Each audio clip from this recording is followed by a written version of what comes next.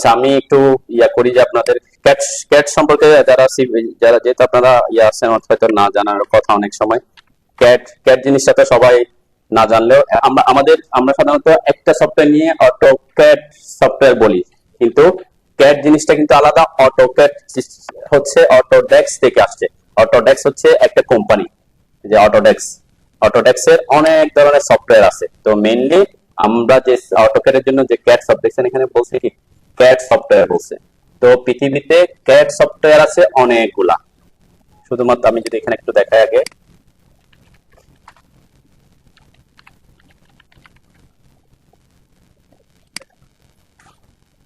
এখানে যেখানে যা আসছে তার থেকে আরো কি অনেক বেশি ওয়ার্ল্ডে পুরা বিভিন্ন দেশে বিভিন্ন ধরনের ক্যাড সফটওয়্যার ইউজ হইতে পারে। তার মধ্যে এই যে প্রথম যেটা আসছে সেটা হচ্ছে অটোক্যাড আসছে। তার মানে পুরা পৃথিবীতে সবচেয়ে 2 ডিমেনশনাল ড্রয়িং বা ড্রাফটিং এর জন্য সবচেয়ে বেশি ব্যবহৃত সফটওয়্যার হচ্ছে অটোক্যাড। ঠিক আছে, এটা অটো শব্দটা আসছে হচ্ছে অটোডেস্ক কোম্পানির জন্য। তো ক্যাড মানে হচ্ছে কি কম্পিউটার এডেড, অনেকে আমরা বলি ড্রাফটিং, ড্রয়িং, ডিজাইন, এরকম অনেক। এটা অ্যাকচুয়ালি হচ্ছে ড্রাফটিং সফটওয়্যার, মানে আমরা ড্রয়িং করে থাকি। ঠিক আছে, তো এরকম আপনারা যারা সিভিল ইঞ্জিনিয়ারিং করতেছেন তাদের ডিজাইন মানে স্ট্রাকচারাল ডিজাইন সফটওয়্যার আসবে। তো একটা হচ্ছে ড্রয়িং আর একটা হচ্ছে কি স্ট্রাকচারাল ডিজাইন। অনেকগুলা সফটওয়্যার নাম শুনবেন, দেখছেন এখানে অনেকগুলা কি আসে, যে কম্পিউটার এডেড ডিজাইন, যেটা আমরা কম্পিউটারের সাহায্যে ডিজাইন করা, আমরা অনেক সময় ড্রাফটিং সফটওয়্যার বলি। এই যে পৃথিবীতে অনেকগুলা সফটওয়্যার ইউজ হয়ে থাকে। তার মধ্যে যে অটোডেস্কের আরেকটা সফটওয়্যার আছে হচ্ছে রেভিট। রেভিট সফটওয়্যারটা যদিও এখানে ক্যাড সফটওয়্যার, কিন্তু এটাকে অনেক দেখবেন এটাকে বিম সফটওয়্যার বলে, বিল্ডিং ইনফরমেশন মডেলিং।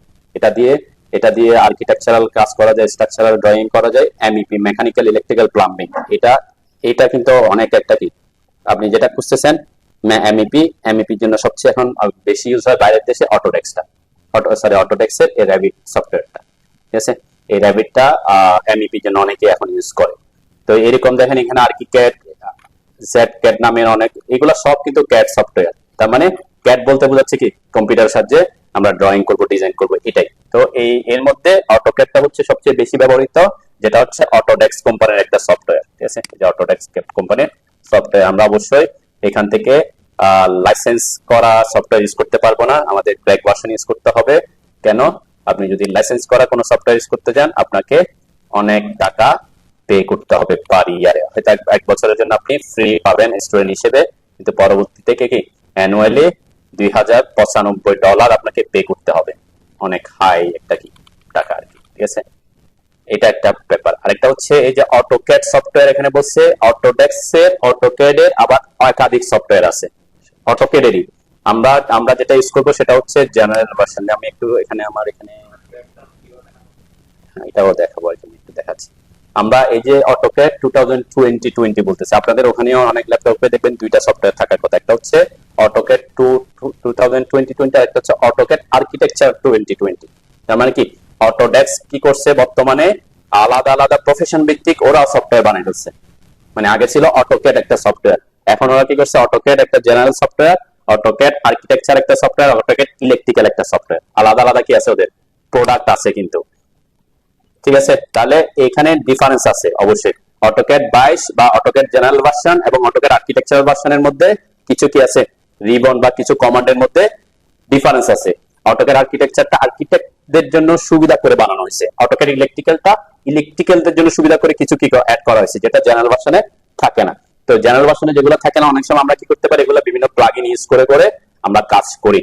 তো আমাদের এই কোর্সটাতে আমরা এখানে যেমন আমি অটোক্যাড যে 22 অন করতেছি, 22 ইউজ করলে আমরা এখানে একটা প্লাগইন ইউজ করব আমাদের এখানে, যেটা অনেক অনেক কোম্পানি বা অনেক যারা ট্রেনিং সফটওয়্যার শেখায় তারা এইটা অ্যাড করে না। কোনটা? মানে আমরা যদি অটোক্যাড শিখেন সাধারণত অটোক্যাডই শিখি, অটোক্যাডের কমান্ড গুলো ইউজ করে থাকি। কিন্তু পৃথিবীতে অনেক প্লাগইন আছে যেগুলো অটোক্যাডের কাজকে আরো বেশি ফাস্ট এবং প্রফেশনাল করতে সাহায্য করে। মানে কি আপনি হচ্ছে অটোক্যাডের যে কমান্ড গুলো আছে এগুলো দিয়ে যে কাজটা যত সময়ে করতে পারবেন, কিছু প্লাগইন আছে সেই কাজটাই আপনাকে অনেক সহজে করতে সাহায্য করবে। তার মধ্যে সবচেয়ে আর্কিটেকচার পার্টের জন্য সবচেয়ে বেশি মানে সবচেয়ে পপুলার একটা প্লাগইন হচ্ছে এটা ওয়াইকিউআর্চ, যেটা আমরা আমাদের কোর্সে ইনক্লুড করছি। কেন? কারণ আমরা আর্কিটেকচারাল ড্রয়িং করতে যাতে ফাস্ট হতে পারি। কিছু কাজ এমন আমিও যখন শুধুমাত্র অটোক্যাড ইউজ করছিলাম এই প্লাগইন ইউজ করে নেই, তখন আমার একটা প্ল্যান করতে যে সময়টা লাগতো, সাপোজ আমাদের দরজা জানালা বসাইতে হবে, ফার্নিচার বসাইতে হবে, তারপর ট্যাক্স লিখতে হবে, তারপরে আরো কিছু জিনিস আছে যেগুলা কি অটোক্যাড এর কমান্ড দিয়ে করতে গেলে হয়তো আমার 2 ঘন্টা লাগতো, কিন্তু আমি এই সফটওয়্যার এই যে প্লাগইনটা ইউজ করার কারণে সেটা হয়তো 5 মিনিটে কি মানে 2 আওয়ার্স এর কাজ আমার 5 মিনিটে কমপ্লিট করা সেটা পসিবল হয়, ঠিক আছে, এবং মোর প্রফেশনাল ওয়েতে, যেটা কাজ কিন্তু কি একই, কিন্তু আপনি এই প্লাগইনটা ইউজ করার কারণে আমরা কি করতে পারবো, কাজটা খুব ইজিলি খুব ফাস্ট করতে পারবো, ঠিক আছে। এবং এই জিনিসটা সেটা আমরা যখন কাজ করবো, যারা অবশ্যই করবেন কোর্সটা কন্টিনিউ করবেন তারা দেখবেন আর কি, আমরা এই সব এইটা ইউজ করবো আর কি, এবং এটা কিভাবে আমরা এখানে ইনস্টল করবো সেটাও আমাদের থাকবে। এটা কিন্তু অটোক্যাড ইনস্টল করার সাথে সাথে এই জিনিসটা থাকবে না, ঠিক আছে, এটা একটা পার্ট।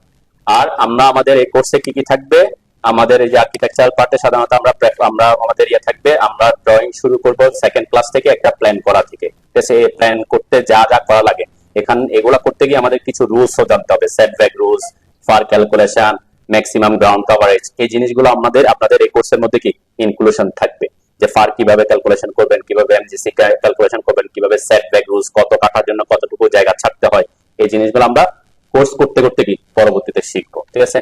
তো এই যে এগুলা স্ট্যান্ডার্ড কি রকম হয়, এটা কিন্তু একটা ডুপ্লেক্স প্রজেক্টের কি ডুপ্লেক্স প্রজেক্টের একটা আর্কিটেকচারাল প্ল্যান আর কি। তো একটা ক্লায়েন্টকে আর্কিটেকচারালি অটোক্যাডে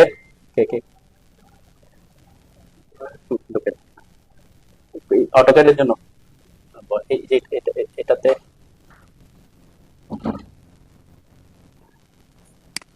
কোথায় খালি আছে, এখানে বসেন, এখানে এখানে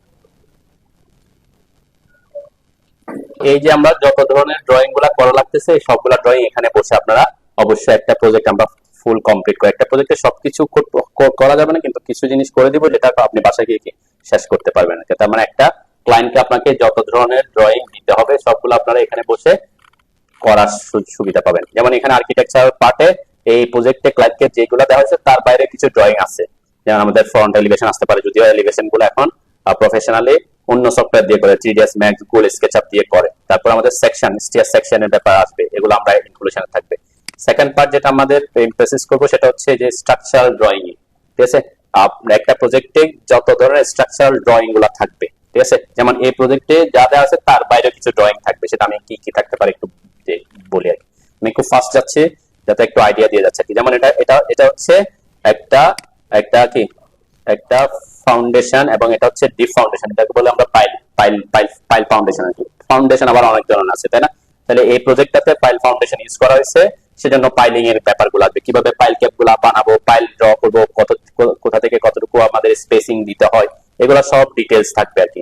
এটা হচ্ছে একটা পাইলের লং সেকশন, আমরা এই লং সেকশন গুলো কিভাবে ড্র করবো, সেকশন টোটাল এই প্রজেক্টের এগুলো আমরা কি এখানে বসে করবো। এটা হচ্ছে কলাম লেআউট, একটা কলাম লেআউট এক এক ইঞ্জিনিয়ার এক এক ভাবে দিয়ে থাকে, দেখবেন এইখানে যেভাবে কলাম লেআউট দেওয়া হয়েছে আপনি অন্য একটা প্রজেক্টে গেছেন দেখবেন অন্যভাবে সে কি দিতে পারে, ঠিক আছে। তাহলে আপনি কিভাবে দেওয়া যায় সব ডিটেলস আমরা কি করব, মানে একটা প্রজেক্টে না, আমরা কয়েকটা প্রজেক্ট থেকে আপনাকে দেখাবো যে কোনটা হলে কিভাবে হলে ভালো, ঠিক আছে। তো আমরা এই মেইন একটা বিল্ডিং এর প্রজেক্টের সবচেয়ে গুরুত্বপূর্ণ জিনিস হচ্ছে এই কলাম লেআউটটা খুব পারফেক্টলি করা, ঠিক আছে। কারণ কলাম লেআউট যদি আপনি পারফেক্টলি করতে না পারেন আপনার কলাম পজিশন গুলো কি হয়ে যাবে, এদিক ওদিক হয়ে যাবে, রুম সাইজ উল্টা পাল্টা হয়ে যাবে। তাহলে এটা করা এবং এটা ফিল্ডে কি করা দেওয়াটা, সেজন্য লেআউট দেওয়াটা খুব গুরুত্বপূর্ণ একটা কাজ, ঠিক আছে। যে আমাদের কলাম ক্রস সেকশন, এটা হচ্ছে আমাদের পাইল ক্যাপ, যে আমরা বলছিলাম পাইলের উপরে যেটা ফুটিং থাকে, এখন পাইল থাকলে ফুটিং বলি না, আমরা পাইল ক্যাপ বলি আর কি। এর পাইল ক্যাপের ডিটেইলিংটা আমরা দেখবো কিভাবে আমরা এই ড্রয়িং গুলো এখানে করবো, ঠিক আছে। এগুলোর বেসিক জিনিসগুলো থাকবে, সাথে সাথে প্রত্যেকটা জিনিসেরই বেসিক নলেজ থাকবে। যেমন এখানে এটা হচ্ছে কিটা আছে, একটা বিমের লং সেকশন দেওয়া আছে, এখানে দেখবেন যে কিছু রড এখানে এসে দিছে, কিছু রড এখানে গেছে, কোনটা এক্সট্রা টপ, কোনটা কি, কেন আমরা এখানে দিলাম, এখানে কিছু লাইন আছে, এগুলা ব্যাপার দেখেন, এগুলো স্পেসিং একটু কম, এখানে স্পেসিং বেশি, কেন কম হয় কেন বেশি হয়, অ্যাজ এ ইঞ্জিনিয়ার আপনাদের এইগুলো জানতে পারবো, এইসব নলেজ এখানে দিব আর কি, ঠিক আছে। এটা হচ্ছে একটা স্টেয়ার সেকশনের কি একটা স্টেয়ার সেকশনের রেইনফোর্সমেন্ট ডিটেইলিং। রেইনফোর্সমেন্ট ডিটেইলিং অনেক সময় দেখবেন এখানে অনেকে ভুল করে, যে দেখছেন এখানে আপনি যদি ড্রয়িং করা, আরেকটা হচ্ছে এই জিনিসটা বোঝা, যেমন এখানে কোনটা কোন দিক দিয়ে গেছে, এটা নিচে গেছে না উপরে গেছে, এই জিনিসগুলো আপনাকে প্র্যাকটিক্যালি বুঝতে হবে, ঠিক আছে। তো যারা এগুলা শিকার আগে আসছেন তাদের জন্য একটা সুবিধা হচ্ছে আপনারা এখানে যা শিখবেন সেটা আপনাদের একাডেমিক পড়ালেখার জন্য কি হবে, সুবিধা হবে। সাধারণত অনেকে কি করে একাডেমিক পড়ালেখা করে এসে এখানে আসে, তখন আবার কি যে লাউ সেই কুড়ো। এখন আপনারা যদি এখানে একটু প্র্যাকটিক্যাল ফিল্ডের ড্রয়িং গুলো যখন দেখবেন, যেমন এগুলা ওখানে একাডেমিক পড়ালেখার মধ্যে করবেন, তখন জিনিসটা কি আর একটু বেশি ক্লিয়ার হবে। ঠিক আছে, যেমন এখানে কি যে ডট ডট গুলা কি বুঝাইছে, এমন একটা প্রজেক্টের ফুল ডিটেল। এটা হচ্ছে আমাদের স্ল্যাব রেইনফোর্সমেন্ট ডিটেইলিং। এছাড়াও যেমন এটা হচ্ছে আমাদের ওভারহেড ওয়াটার ট্যাঙ্ক, ওয়েচ মানে হচ্ছে ওভারহেড ওয়াটার ট্যাঙ্ক। তো এই ছাড়াও আরো স্ট্রাকচারাল ড্রয়িং থাকবে, যেমন শেয়ার ওয়াল আসবে, তারপরে যে আমরা বললাম ম্যাট ফাউন্ডেশন আসবে, তারপরে কম্বাইন ফুটিং আসবে, স্টেপ ফুটিং আসবে। তো এইগুলা এই প্রজেক্টে নাই। প্রত্যেকটা প্রজেক্টে তার সব ধরনের ফাউন্ডেশন থাকবে না, তাহলে এক একটা প্রজেক্টে এক এক রকমের ড্রয়িং আপনার আসতে পারে, তাহলে সেই জিনিসটা আমরা কি থাকবে। এটা একটা প্রজেক্ট, এটা দেখানো হচ্ছে যে এই প্রজেক্টে কি কি আছে। এর বাইরেও যা থাকবে স্ট্রাকচারাল ড্রয়িং এর মধ্যে শেয়ার ওয়াল, তারপরে যে ফুটিং এর বিভিন্ন ভেরিয়েশন, স্ল্যাব আবার অনেক প্রকারের আছে। এখানে যে স্ল্যাবটা আছে সেটা মেইনলি 2 ওয়ে স্ল্যাব। আপনারা দেখবেন যা পড়ালেখা করলে দেখবেন যে 1 ওয়ে স্ল্যাব, 1 ওয়ে স্ল্যাব আসবে, ফ্ল্যাট স্ল্যাব আসবে, ফ্ল্যাট প্লেট আসবে। তো এগুলার ভেরিয়েশন গুলো কি আপনারা এখানে দেখার সুযোগ পাবেন। ঠিক আছে, এর বাইরেও আরো কিছু আছে, সেপটিক ট্যাঙ্ক আছে, তাই না? সেপটিক ট্যাঙ্কের যদিও ড্রয়িংটা এখানে নেই। তো এই দুইটা পার্টকে আমরা এখানে মেইনলি এমফাসাইজ করব। ঠিক আছে, অনেকে বলতে পারেন যে অটোক্যাড 3D শিখাবেন কিনা। এই কোর্সটাতে 3D এর ব্যাপারে কোনো কিছু নাই। কেন নাই? কারণ প্রফেশনাল ফিল্ডে অটোক্যাডটা সিভিল ইঞ্জিনিয়ার বা আর্কিটেক্টরা অটোক্যাডটা ইউজ করে না 3 ডিমেনশনাল ড্রয়িং করার জন্য। কেন? 3 ডিমেনশনাল ড্রয়িংটা আপনার প্রফেশনাল লেভেলের যে ভিউ সেটা পসিবল না, রেন্ডারিং করা। তো এই জন্য আলাদা সফটওয়্যার, যে বললাম 3ds Max, Revit একটা কিন্তু কি Revitও 3 ডিমেনশনাল ড্রয়িং করতে পারে। তারপরে SketchUp, এরকম পৃথিবীতে অনেক সফটওয়্যার আছে যেগুলা অ্যাকচুয়াল রেন্ডারিং ভিউ দেওয়ার জন্য আলাদা সফটওয়্যার আছে। V-Ray, Lumion ওগুলোর সাথে কি আলাদা একটা ব্যাপার আছে। ঠিক আছে, তো এটা প্রথম দিন দেখানোর পিছনে কারণ হচ্ছে কি আপনারা কি কি শিখবেন। এটা এই জিনিস যদি প্রফেশনালি আপনি একদম 100% আপনাকে শিখাতে অনেক সময় লাগবে। ঠিক আছে, যতটুকু কম সময়ে যতটুকু দেওয়া যায় আমরা চেষ্টা করবো কি অতটুকু দিতে আর কি। ঠিক আছে, আমাদের মেইনলি তার টার্গেট থাকে 32টা ক্লাস 2.5 ঘন্টা করে হলে। ঠিক আছে, অথবা 36 2 আওয়ার্স করে হলে 36 এর মধ্যে হয়ে যায়। আর কিছু জিনিস থাকবে যেগুলো এখানের মধ্যে নাই। অনেক জিনিস অনেকে দেখবেন অটোক্যাডে প্রিন্ট দেয়, প্রিন্টের ব্যাপারটাও প্রফেশনালি প্রিন্ট দেওয়া আর প্রফেশনাল প্রিন্ট দেওয়ার মধ্যে অনেক পার্থক্য আছে। ঠিক আছে, যারা ম্যাক্সিমামে প্রিন্ট দেয় মডেল স্পেস থেকে, কেউ হয়তো দেখবেন যারা এখন অনেক প্রফেশনাল, অনেক দিন অনেক বছর ধরে কাজ করতেছে ফিল্ড লেভেলে, কিন্তু তারা লেআউট ইউজ করে না। এটা ইউজ করে আপনি অনেক বেশি ফাস্ট প্রিন্ট করতে পারবেন। ঠিক আছে, আমরা সেই জিনিসটাও রাখবো। তো কিছু জিনিস আছে ওইদিকে যদি আপনারা একটু সময়টা একটু কমাই দিতে পারেন, এদিকে কি আমরা একটু বেশি দিতে পারবো। যে জিনিসগুলা যে প্রিন্টের উপরে যদি ক্লাস নেয় কেউ প্রফেশনালি 6টা ক্লাস লাগবে 2 আওয়ার্স করে, শুধুমাত্র কিসের উপর? প্রিন্টের উপর। ঠিক আছে, অনেককে দেখবেন অনেক অনেক আমি দেখছি যে এই ফিল্ড অনেক দিন ধরে আছে, ওরা একদিনে প্রিন্টের ব্যাপারটা কি শিখায় ফেলে, শেষ করে দেয়। সেটা কিভাবে? মডেল স্পেস থেকে প্রিন্ট দেওয়া। ঠিক আছে, এটা একদিনে কি পসিবল। কিন্তু কেউ যদি প্রফেশনালি হাই লেভেলের মানে প্রফেশনাল হইতে চায় প্রিন্টের ক্ষেত্রে, তাকে লেআউট জিনিসটা জানতে হবে। ঠিক আছে, আবার প্রিন্টের ব্যাপার দেখেন, আমি এই জিনিসটা কেন বলতেছি, প্রথম দিনে কেন বলতেছি, কারণ একটা হচ্ছে মডেল স্পেস সাপোর্ট, একটা প্রজেক্টের আপনার 80টা ড্রয়িং 80টা পেজ ড্রয়িং প্রিন্ট করতে হবে। ঠিক আছে, সাধারণত যারা এখান থেকে করে তারা কি করবে? কন্ট্রোল পি দেয়। আমি একটু জাস্ট দেখাচ্ছি আর কি। এখান থেকে এখানে এগুলা সেট করবে, তারপর এই যে উইন্ডোতে আসবে, তারপরে এরকম করে এই কতটুকু জায়গা প্রিন্ট করবে সেটা দিবে, তারপর এখানে সব ঠিকঠাক করে প্রিভিউ দেখবে, এরপরে প্রিন্টে যাবে। তার মানে এইভাবে আমার 5-10 সেকেন্ড তো সময় লাগতেছে। যদি আরো বেশি, আমি তো সেট করিনি, জাস্ট উইন্ডোটা দিছি, ওগুলো সেট করতে আর একটু বেশি সময় লাগবে। ধরলাম 30 সেকেন্ডই ধরলাম, হাফ মিনিট। তাহলে 80টা ড্রয়িং প্রিন্ট করতে কতক্ষণ লাগবে? 1 মিনিট করে হলে 80 মিনিট হইতো। ঠিক আছে, তাহলে 40 মিনিট মিনিমাম কি লাগার কথা, অথবা আরো কম লাগলো, আধা ঘন্টায় লাগলো। ঠিক আছে, তো এই জিনিসটা যদি কেউ প্রফেশনালি লেআউট ইউজ করে করতে পারে, তাহলে এই লেআউটের সেট করে দিলে সে উইদিন 5 মিনিটসে এই 80টা পেজ ড্রয়িং করতে পারবে। মানে ড্রয়িং, এটা ব্যাচ প্লট বলে। দেখবেন আমার একটা অপশন আছে এখানে ব্যাচ প্লট, সেই প্লটটাকে কাজে লাগায়। মানে আমি জাস্ট এখানে তো বারবার প্রিন্ট দিতে হবে, প্রিন্ট দিবে, তারপর প্রিন্ট হবে, তারপর আবার যেতে হয়। কিন্তু এখানে এই যখন আমরা ব্যাচ প্লটটা শিখবো,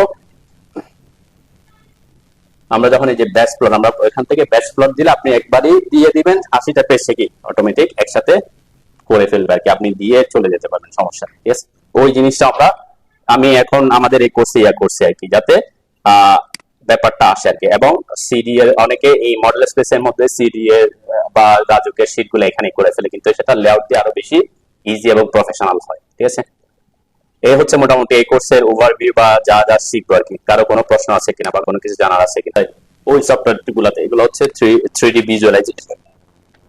এখানে যে স্কাই আসছে, তারপরে গাছপালা, এগুলা একটা রিয়েল একটা ইয়ার মতো, এগুলা রেন্ডারিং এর জন্য আবার বিভিন্ন সফটওয়্যার ইউজ হয়। এটার সাথে এগুলো আলাদা কোর্স আর কি। আমাদের স্টেডিয়াস ম্যাক্স, গুগল স্কেচআপ এগুলো আছে আর কি। ঠিক আছে, তো এটা হচ্ছে এক্সটেরিয়র ভিউ, এটা হচ্ছে সিভিল ইঞ্জিনিয়ারদের জন্য, তাই না? এই গুগল স্কেচআপটাও অনেক কাজে ইউজ হয়। বা যদি গুগল স্কেচআপে যাই,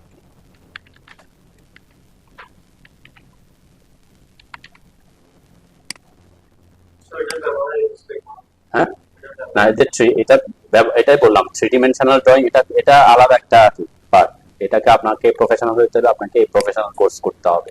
আমি করতে হবে বলতে কি, আপনি এটা দুইটা পার্ট। আপনারা যারা বিএসসি ইঞ্জিনিয়ারিং পড়ে তাদেরকে আমি অনেক সময় প্রেফার করি যে ওইদিকে না, ড্রয়িং এর দিকে না গিয়ে স্ট্রাকচারাল ডিজাইনের দিকে যাওয়ার জন্য। এখানে কিন্তু আলাদা একটা ব্যাপার আছে। একটা হচ্ছে ড্রাফটিং এর জব, আর একটা হচ্ছে স্ট্রাকচারাল ডিজাইনের জব। অটোক্যাড কিন্তু লাগে, যে কাজই করুক অটোক্যাডটা কি লাগে। এর পরের পার্টটা হচ্ছে আমি 3D ভিজুয়ালাইজার হব নাকি একজন সিভিল ইঞ্জিনিয়ার, সবকিছু হইতে পারে। সে আবার স্ট্রাকচারাল ডিজাইনের সফটওয়্যার আছে, অনেকগুলো সফটওয়্যার। স্ট্রাকচারাল ডিজাইনের সফটওয়্যার লিস্ট দেখলে দেখবেন এখানে শত শত আসতেছে। বাংলাদেশে ম্যাক্সিমাম যেগুলা এখনো পর্যন্ত বেশি ইউজ হয়, দুইটা সফটওয়্যার, একটা হচ্ছে ইট্যাপস আর একটা হচ্ছে স্টেট প্রো। ঠিক আছে, বাংলাদেশের পার্সপেক্টিভ ইট্যাপসটা অনেক বেশি ইউজ হয়। ইট্যাপস এটা হচ্ছে স্ট্রাকচার, কলামের সাইজ কেমন হয় এগুলা, এটা আলাদা একটা কোর্স, জানেন? এইগুলো আবার ফুটিং ডিজাইনের জন্য আমরা কিন্তু এখানে আঁকা শিখবো, কিন্তু এগুলা যে একটা কলামের সাইজ কত হবে, কয়টা রড লাগবে, কত ডায়া রড লাগবে, ফুটিংটা যে কম্বাইন হইলো না কেন, কেন পাইলে গেল, এগুলা কিন্তু কি স্ট্রাকচারাল ডিজাইন। ঠিক আছে, এগুলো আলাদা জিনিস, এগুলা অনেক ক্যালকুলাস। এটা যেমন আমাদের এটা ফ্রাইডেতে একটা ব্যাচ, 1 সপ্তাহে একদিন ক্লাস হয় যারা স্ট্রাকচারাল ডিজাইন শিখে, বুঝলেন? তো ওই দিকে আপনারা যেটা অনেকে এখন থার্ড সেমিস্টার, তাই না? এগুলা পরে দেখবেন আপনাদের ওখানেও পড়াবে, হয়তো কম্পিউটার স্ট্রাকচার এরকম কোনো সাবজেক্ট থাকবে আর কি 6 সেমিস্টার বা 7 সেমিস্টারের দিকে। ঠিক আছে, তো আপনারা যারা বিএসসি ইঞ্জিনিয়ারিং করতেছেন দেখবেন বিএসসি ইঞ্জিনিয়ারিং সিলেবাসের মধ্যে আবার স্ট্রাকচারাল ডিজাইনের সবকিছু নেই। মানে আপনি পড়তেছেন বিএসসি লেভেলে, ওই বিএসসি লেভেলে তো স্ট্রাকচারাল ডিজাইনের সবকিছু শিখাই দিবে না। মানে থিওরিটিক্যাল হোক প্র্যাকটিক্যাল হোক সবকিছু শিখবে না, মাইলে তা এমএসসি থেকে কি করবে, তাই না? এমএসসি ইঞ্জিনিয়ারিং আছে, অনেকে পিএইচডি করে। তো কিছু টপিকস আছে যেগুলো এমএসসি তে শিখে, কিছু টপিকস আছে কোথায় আরো বেশি করতে হয়। তো এই জন্য বিএসসি ইঞ্জিনিয়ারিং করে অনেকে 100% স্ট্রাকচারাল ডিজাইনারও হইতে পারে না। তখন ওই যে যদি বিভিন্ন যে সফটওয়্যার গুলা করে তখন কি আলাদা নলেজ গ্যাদার করে তখন আপনাকে স্ট্রাকচারাল ডিজাইনার হতে হয়। বাংলাদেশে এখন ডিজাইনার সবাই করে ফেলে না এখন, যে বা দেখবেন যে সবাই বিল্ডিং করতেছে 5 তলা, আমি আজকে এটা করলাম ওইটা করলাম, এটা কপি পেস্ট মারে আর কি। মানে একটা প্রজেক্ট সে হয়তো অনেক বছর ধরে কাজ করছে। আমি আমি আমি দেখছি অনেক ডিপ্লোমা ইঞ্জিনিয়ার, আমি কিন্তু ডিপ্লোমা ব্যাকগ্রাউন্ডের, যেহেতু ডুয়েট থেকে আমি জিনিসটা জানি, দুইটার ডিফারেন্সটা জানি। ডিপ্লোমা ইঞ্জিনিয়ারিং সিলেবাস কতটুকু, বিএসসি ইঞ্জিনিয়ারিং সিলেবাস কতটুকু, আমি মাস্টার্সে পড়ছি, মাস্টার্সের সিলেবাস কতটুকু। তার মানে একজন ডিপ্লোমা ইঞ্জিনিয়ারকে আপনারা যারা বিএসসি ইঞ্জিনিয়ারিং এ স্ট্রাকচারাল ডিজাইন সম্পর্কে অন্য কিছু জিনিস বেশি পড়ায়, এটা হয়তো ডিফারেন্স বুঝতে পারবেন না। ওদের যেমন ডিপ্লোমা সিলেবাসে সার্ভেইং নিয়ে অনেক বেশি পড়ায়, যেটা কোথায় বিএসসি লেভেলে খুব কম এমফেসিস করবে। কেন? কারণ সার্ভেইং এর ব্যাপারটা জবটা এমন ভাবে তৈরি করা হয়েছে যাতে ওই যে ডিপ্লোমা ব্যাকগ্রাউন্ডের ওরা করতে পারে। ওখানে কিন্তু অনেক বেশি এস্টিমেটের ব্যাপারটা অনেক বেশি এমফেসিস করা হয় ওখানে, যেগুলা এখানে আপনারা করবেন না। তো এখানে বিএসসি লেভেলে কি করে, বিএসসি লেভেলটা হচ্ছে যে স্ট্রাকচারাল ডিজাইনার জন্য তৈরি করা হয়। স্ট্রাকচারাল ডিজাইনের যে কোর্সগুলো বেশি পড়া দরকার ওইগুলো আছে। তো এই জন্য এখানে কিন্তু ওই সিলেবাসে কম, ওদের এখানে কি আছে স্ট্রাকচারাল ডিজাইন সম্পর্কে পড়ায়, কিন্তু বিএসসি লেভেলের মতো না, আর একটু কম সিলেবাস আছে। তো এখন অনেকে ফিল্ড লেভেলে কাজ করতে করতে অভিজ্ঞতা হয়ে যায়, কলাম সাইজ এত ফিট হলে কলাম সাইজ এরকম হয়, রড এতটা হয়, মায়েরা দেয় আর কি। কিন্তু বর্তমান বাংলাদেশে এটা সবচেয়ে খারাপ দিক। কেন? কারণ দেখবেন 1 বছর পরে বিল্ডিং ইনকাম কাট হয়ে গেছে, বিল্ডিং ইনকাম বসে গেছে, আরেকজনের সাথে বসে গেছে। কারণ সয়েল কন্ডিশন, যারা বিএসসি ইঞ্জিনিয়ারিং করলে দেখবেন আপনারা যারা বিএসসি ইঞ্জিনিয়ারিং করতেছেন, সয়েল সম্পর্কে আপনাদের এত কম পাওনা হবে যে আপনি সয়েল সম্পর্কে তেমন কিছু জানেনই না। কিন্তু একটা বিল্ডিং দাঁড়া থাকার জন্য সবচেয়ে গুরুত্বপূর্ণ হচ্ছে সয়েল সম্পর্কে জানা, জি টেকনিক্যাল সম্পর্কে। তো যারা বিএসসি ইঞ্জিনিয়ারিং করতেছেন এই জিনিসগুলো নিয়ে দেখবেন, নাইলে আপনার পরবর্তীতে ভবিষ্যতে গিয়ে কি পড়া থাকা অবস্থায় যে আমি এই কথাগুলো বলতেছি, তখন কেন বলতেছি, কারণ আপনাদের একাডেমিক পড়ালেখাগুলোতে কি করতে পারে, এমফাসাইজ দিতে পারে। কিসে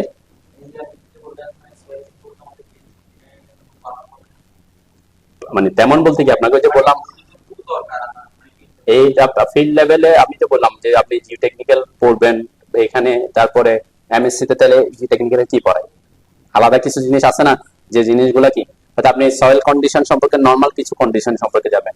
যারা চুয়েটের প্রফেসর, আমি অনেক দেখছি চুয়েটের প্রফেসর, আমি ওখানে ক্লাস করছি, মানে জিও টেকনিক্যাল এক্সপার্ট, ওনাদেরও আবার অনেক কিছু কি অজানা থাকে। কেন? ওনারা ফিল্ডের সাথে জড়িত না।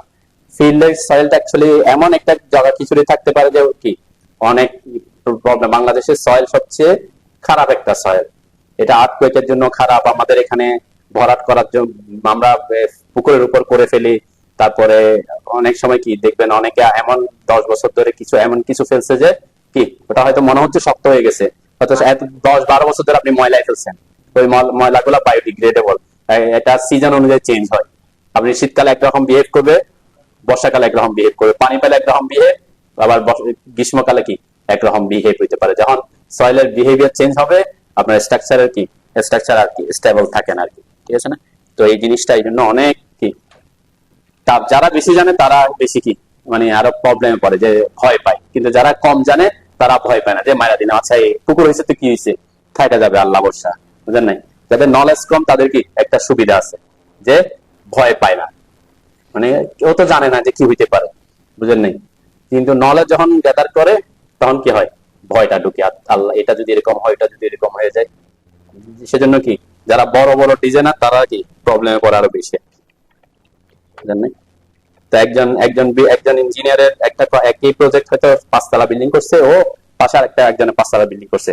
একজন যে যে অনেক বেশি জানে তার কলাম সাইজ হয়তো বড়, যে কম জানে তার কলাম সাইজ কি ছোট। রড দিছে 4টা, এতে দিছে কি 10টা, একই হয়তো, ডিফারেন্স হচ্ছে কোথায়, ওই 7টা দিয়ে হয়তো থেকে যাচ্ছে, আবার 10টা দিয়ে কি থাকতেছে। 4টা দিয়ে থাকতেছে কেন? যারা ডিজাইন করে তারা ডিজাইন করে হচ্ছে একদম আনফেভারেবল কন্ডিশন। আর্থকুয়েক যখন অনেক কি আর্থকুয়েক যখন বেশি হবে, অথবা অনেক জোরে জলোচ্ছ্বাস হইতে পারে, সব আনফেভারেবল কন্ডিশন দিয়ে কি করছে, ডিজাইন করছে, যে ওই রকম হইলে সে ভাঙবে না। আর এটা হয়তো কি মাইরা দিছে, কিন্তু হয়তো ওই আনফেভারেবল কন্ডিশন আপনার ওই বিল্ডিং এর লাইফ টাইমে আসেই নাই। হইতে পারে না যে আমি ডিজাইন করছি আর্থকুয়েকের জন্য, কিন্তু ওই আমার 20, 40, 50, 60 বছরে ওই লেভেলে আর্থকুয়েক হয়ই না, তাইলে কি তাহলে ওটাও থেকে গেছে, বুঝলেন? এরকম কিছু কি। কিন্তু যারা ডিজাইন করে তাদেরকে ডিজাইন করতে হয় কোনটা ধরে, সবচেয়ে আনফেভারেবল কন্ডিশন, যেটা সবচেয়ে বেশি লোড, এটা ধরে করতে হয়, ঠিক আছে? তো সে কারণে কি হয়, যারা খুব ভালো ডিজাইনার তাদের একটু কি রড বা বিম সাইজ এগুলো একটু বড় এরকম হয়। কেন? আপনাকে ডিজাইন করতে হবে কিন্তু কি সর্বোচ্চটা দিয়ে। তো এই কারণে কিছু ডিফারেন্স হয় আর কি। অনেকে এই জন্য আমি দেখছি যে ও দিছে 6টা রড, আপনি কেন 10টা দিলেন? ও দিছে 16 mm রড, আপনার এখানে 20 mm কেন? মানে এইগুলার ক্লায়েন্টের প্রশ্ন থাকতে পারে। এই ক্লায়েন্টের প্রশ্ন আবার দেখবেন আমার বাড়িতে 1984-তে করছে, 4টা রড দিয়ে দাঁড়ায় আছে। কারণ আমি যদি পাশে একটা বিল্ডিং এ বলি যে তুমি 2 তলা করো, 8টা রড লাগবে, তখন বলবে তোর বিল্ডিং তো 4টা রড দিয়ে দাঁড়ায় আছে, আমার 8টা কেন, তাই না? তখন তো মিস্ত্রি মারা যাচ্ছে কন্ডিশন অনুযায়ী কি সে হয় না। কিন্তু ওই যে বললাম অনেক হাই লেভেলের যদি আর্থকুয়েক হয়, আমার যদি সয়েল কন্ডিশন যদি খারাপ হয়, তাহলে কি হয়ে যাবে, ফেল করে যেতেই পারে, ঠিক আছে? আচ্ছা, ওকে, আমরা কথাবার্তা শেষ করে কি শুরু করি নাকি? আর কোনো প্রশ্ন আছে কিনা, কারো কোনো প্রশ্ন আছে কিনা? বাড়াবো না কমাবো? কমালে ঠান্ডা লাগবে। ঠান্ডা দরকার না গরম লাগবে?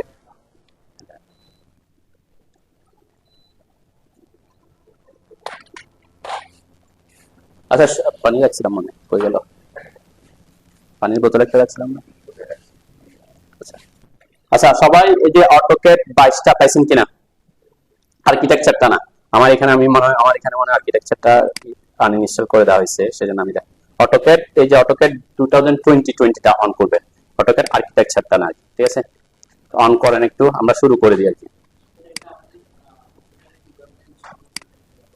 তো নরমালি আমরা অটোকেট অন করার পরে তো এখানে আসবে না, অটোকেট অন করলে কোথায় আসবে, এই জায়গায় থাকে, তাই না? স্টার্টে এখানে আসেন আমরা যাতে এটার সাথে মিল আর কি, ঠিক আছে। হ্যাঁ, এখন এখানে কিছু কথাবার্তা আছে, সেটা হচ্ছে কি এখানে দুইটা অপশন, আমি একটু তাড়াতাড়ি, সেগুলো খুব বেসিক লেভেলের কথাবার্তা, সেজন্য আমি এখানে সময় বেশি নষ্ট করবো না। ওপেন এন্ড নিউ, তো নিউ তে যখন ক্লিক করবেন, অনেকে কি করছে, যখন শুরু হয়েছে অন্য অনেক কিছু চলে আসছে, তাই না? সেটা আসার পিছনে কিছু কারণ আছে, সেটা হচ্ছে আমরা ওখানে হয়তো আমরা যেহেতু অনেকে ক্লাস করছে, আমরা কিছু টেমপ্লেট ইউজ করা শিখাইছি, ওটা সরাসরি ওই টেমপ্লেটে চলে যাচ্ছে আগে, সেটা আপনারা দেখবেন, সমস্যা না। আপনারা কি করবেন, স্টার্ট মেনু, এই যে স্টার্টে এসে যেখানে থাকেন না কেন, ওই যে এখানে যদি একাধিক থাকে সমস্যা নেই, স্টার্ট মেনুতে আসবেন, নিউ থেকে শুরু করবেন, ঠিক আছে। এই যে নিউতে একদম ফুল, একদম নিউ ইন্টারফেস যেভাবে আসে আর কি। এখানে একটা জিনিস এখন আপনাদের সাথে ডিফারেন্স থাকবে, সেটা হচ্ছে কি ইনস্টল করার পরে আপনি স্ক্রিনটা যেভাবে দেখতেছেন, ইনস্টল করার পরে সেভাবে নাও থাকতে পারে। মানে আমার এই স্ক্রিনটা যেভাবে আছে, ইনস্টল করার পর আপনার সেভাবে নাও থাকতে পারে, ঠিক আছে। ইনস্টল করার পর কিভাবে থাকবে সেটা আমি আপনাদেরকে একটু দেখাবো। আমি এখন যেটা করবো সেটা আপনারা করবেন না কেন, সেটা করলে এই জিনিসটা চলে যাবে, যে ওয়াইকিউ, যেহেতু আমার বিকালে ক্লাস আছে, ওয়াইকিউ লাগবে, শুধুমাত্র আমি এখানে দেখাচ্ছি। অনেক সময় অনেকে সেটিংস নিয়ে প্রবলেম পড়ে, কেমন সেটিংস, হয়তো মানে প্রথম প্রাথমিক অবস্থায় যেভাবে আছে সেভাবে অনেক কিছু কি হয়ে যেতে পারে, যেমন আমার এখানে অনেক কিছু আছে দেখছেন, এগুলা কিন্তু থাকবে না। আমি এখানে কিছু জিনিস আনছি, অনেক সময় হইতে পারে যে আপনার এই ট্যাবটা চলে যেতে পারে, এরকম কি অনেক সময় চলে যায়। অনেক সময় এখানে যা আছে এগুলা নাও থাকতে পারে। তো এটাকে ব্যাক করার জন্য ডিফল্ট অবস্থায়, মানে ইনস্টল করার পর যে অবস্থায় আছে সেই অবস্থায় ব্যাক করার জন্য দুইটা প্রসেস আছে। তার মধ্যে একটা প্রসেস হচ্ছে কি, সেটা আপনাদের করার দরকার নেই, যেহেতু আপনি ভিডিও করতেছেন আপনারা বুঝতে পারবেন, খুব সিম্পল জিনিস। আমি আগে অবশ্যই ডিফল্ট সেটিং এ যাওয়ার জন্য আগে অটোকেট থেকে বের হয়ে আসতে হয়, ঠিক আছে। আমি অটোকেট থেকে বের হয়ে আসছি, ঠিক আছে। বের হয়ে আসার পর এই যে স্টার্ট মেনুতে আসতে হয়, ঠিক আছে। আমি যেটা ওর পিসিতে অলরেডি করছি। স্টার্টে আসার পরে আপনারা দেখতে পারেন যেটা পাবেন আর কি, স্টার্টে আসার পরে দেখবেন এখানে কি এই যে প্রোগ্রাম গুলা শো করে, অনেক সময় প্রোগ্রাম শো না করলে এখানে এখানে অল প্রোগ্রাম এরকম লেখা থাকে, ঠিক আছে। তার মানে আমার টার্গেট হচ্ছে আমার যে অটোকেট 22টা আছে, যে ভার্সনটা আপনি ইউজ করতে চান সেটা এখানে খুঁজে পাওয়া, স্টার্ট মেনুতে আসার পরে, ঠিক আছে। এই যে আমার অটোকেট 22 আছে না, যে ভার্সন আপনি ইউজ করতেছেন, সেখানে একটু এই ফোল্ডারটাতে আমি যদি ক্লিক করি, এখানে কিছু অপশন আসছে, এর মধ্যে একদম একটু নিচের দিকে আসলে দেখবেন রিসেট সেটিং টু ডিফল্ট। এটা কি, এটা হচ্ছে যে ডিফল্ট সেটিং এ ফিরে যাওয়া, ঠিক আছে। কোনো কারণে আপনি কাজ করতে করতে এমন কিছু হয়ে গেছেন যে কি চেঞ্জ হয়ে গেছে আপনি বুঝতেছেন না, বা কোনো কিছু খুঁজে পাচ্ছেন না, তাহলে ডিফল্ট সেটিং এ ফিরে যাওয়ার জন্য সবচেয়ে সহজ পদ্ধতি হচ্ছে কি এটা করা, যে কোথায়, অবশ্যই প্রথমে অটোকেট থেকে বের হয়ে আসতে হবে। অটোকেট থেকে যদি বের না হয়ে আসতাম তাহলে কি হইতো সেটাও আমি একটু দেখাই। সাপোজ আমি অটোকেট রান করা অবস্থায় এটা করতেছি, আমার কিন্তু এখানে যে চেঞ্জটা থেকে গেছে, তাই না, এগুলোকে মুভ করা যায়, এগুলো আপনারা পরে শিখতে পারবেন। আমি যদি এই অবস্থায় এসে এখানে এটাকে কি করে রিসেট সেটিং টু ডিফল্ট দিই, দেখেন আমাকে কি ওয়ার্ডিং দিচ্ছে, ইংলিশ এত ইজ কারেন্টলি রানিং, তার মানে কি এটা রানিং অবস্থায় সে ডিফল্ট সেটিং এ যাইতে পারবেন আর কি। You must close this application prior to running reset, তার মানে আমাকে কি করতে বলছে, আগে এই যে সফটওয়্যারটা যে রান আছে সেটাকে ক্লোজ করতে বলছে। তারপর আমি এখন ক্লোজ করছি। এখন যদি এখানে এসে রিসেট সেটিংস টু ডিফল্ট দিই, এই ডায়লগ বক্সটা আসবে।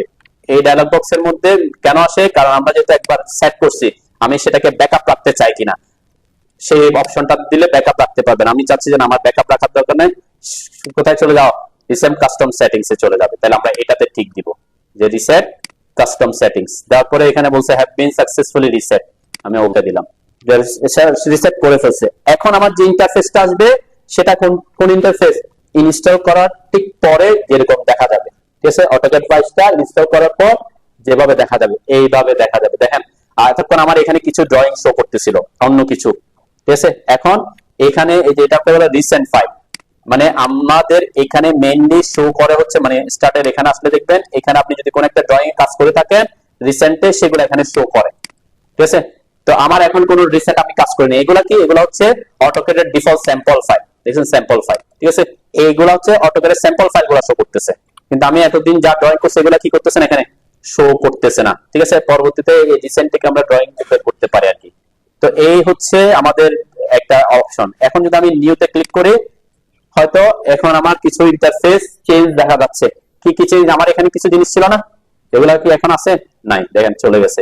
এখানেও কিছু টুলবার ছিল, আমার এখানেও কিছু বেশি জিনিস ছিল, এখন এগুলা কি কমে গেছে। আমার আমার এই যে ব্যাকগ্রাউন্ডের কালারটা একটু কি হোয়াইট হোয়াইট মনে হচ্ছে না, আগে পিওর ব্ল্যাক ছিল, এখন একটু কি হোয়াইটিশ দেখা যাচ্ছে। ঠিক আছে, সেই জিনিসটা আমরা চেঞ্জ করছিলাম। তো এইগুলো আজকে আমরা শিখবো। তো এইটাই হচ্ছে অটোক্যাডের কি ডিফল্ট স্ক্রিন। এর মধ্যে আমি কিছু জিনিস একদম খুব তাড়াতাড়ি যাই, এটাকে আমরা রিবন বলি। রিবনটা অনেক সময় আপনাদের, এখন আমি যা করবো সেটা আপনারা করতে পারবেন, সমস্যা নেই। যা যা দেখেন এখানে উপরে, আপনাদের ওখানে দেখেন এই হোমের উপরে আর আলাদা একটা ট্যাব থাকার কথা আছে, হ্যাঁ আছে না? আমার কিন্তু নাই, ডিফল্ট সেটিং এ সেটা নাই, সেটা হলো মেনু বার। মেনু বারটা আমার এখানে নাই।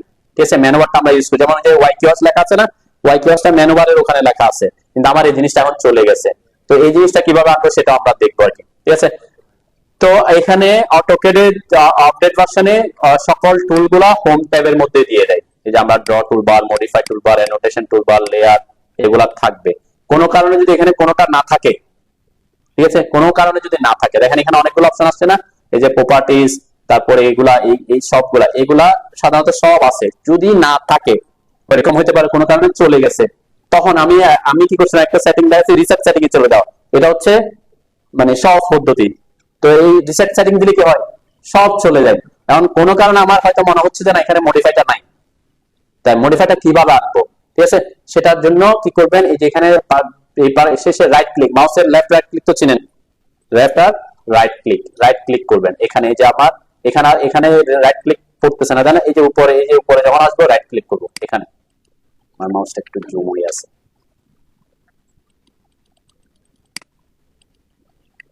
রাইট ক্লিক করছেন, রাইট ক্লিক করে কিছু আসে আসে না? এটা আসে তো নাকি? এটা আসছে তো নাকি?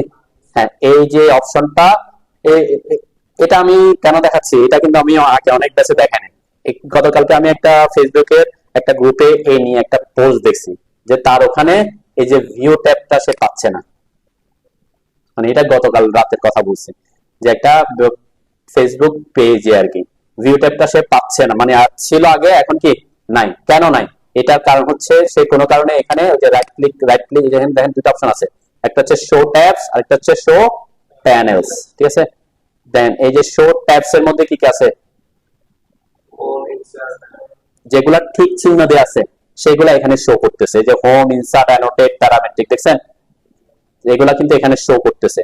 ঠিক আছে, হোম, ইনসার্ট, এই যে যেগুলা ঠিক দেওয়া আছে, তার ওখানে কি ছিল হয়তো এই যে ভিউ ট্যাবটা এভাবে, আমি যদি এখানে ক্লিক করি, দেন ক্লিক করার সাথে সাথে আমার এখানে ভিউটা আছে, এখন ভিউ ট্যাবটা নাই। ঠিক আছে, তার মানে এখানে কোনো একটা ট্যাব যদি না থাকে, তাহলে আপনাকে বুঝতে হবে আপনি এখানে রাইট, আরো অনেক প্রসেস আছে, এটা হচ্ছে সহজ প্রসেস। ঠিক আছে, আরো অনেক প্রসেসের মধ্যে এটা একটা সহজ প্রসেস। আপনি এখানে রাইট ক্লিক করলে যে শো ট্যাবে আসবে, দেখেন আমি এখন যদি ভিউতে ক্লিক করি, এই যে ভিউটা চলে আসছে। ঠিক আছে, একটা, এটা একটা অপশন, তার মানে এখানে সবগুলা থাকবে। কারণ যে জিনিসটা আমার এখানে না, আপনাদের ওখানে আছে, সেটাকে বলছি আমরা মেনু বার, তাই না? মেনু বার কিভাবে আনবেন, যেটা আমাদের পরবর্তীতে লাগবে। কিভাবে আনবো? দেন এই যে উপর একটা ড্রপ ডাউন আছে, আছে সবার? হ্যাঁ, আছে না? একটু পরে যে এটাকে বলে কুইক অ্যাক্সেস টুলবার, এই যেটাতে আইকন আছে, এখানে এসে যেটা আছে এটাতে ক্লিক করে। হ্যাঁ, কুইক অ্যাক্সেস টুলবার না, আপনাদের মুখস্থ করার দরকার পড়বে না, এটাকে বলে একেবারে টপ, এটাকে বলে কুইক অ্যাক্সেস টুলবার, মানে কুইকলি অ্যাক্সেস করার জন্য কিছু টুলস থাকে, যেগুলো আমরা সাধারণত অ্যাক্সেস করব না, অনেক সময় আমাদের লাগবে না, কিন্তু আমি এই জিনিসটাই দেখাচ্ছি কেন, আমার ওই জিনিসটা কিভাবে আনবো। দেন এখানে যেগুলা ঠিক দেয়া আছে, সেগুলো কোথায় এখানে শো করতেছে।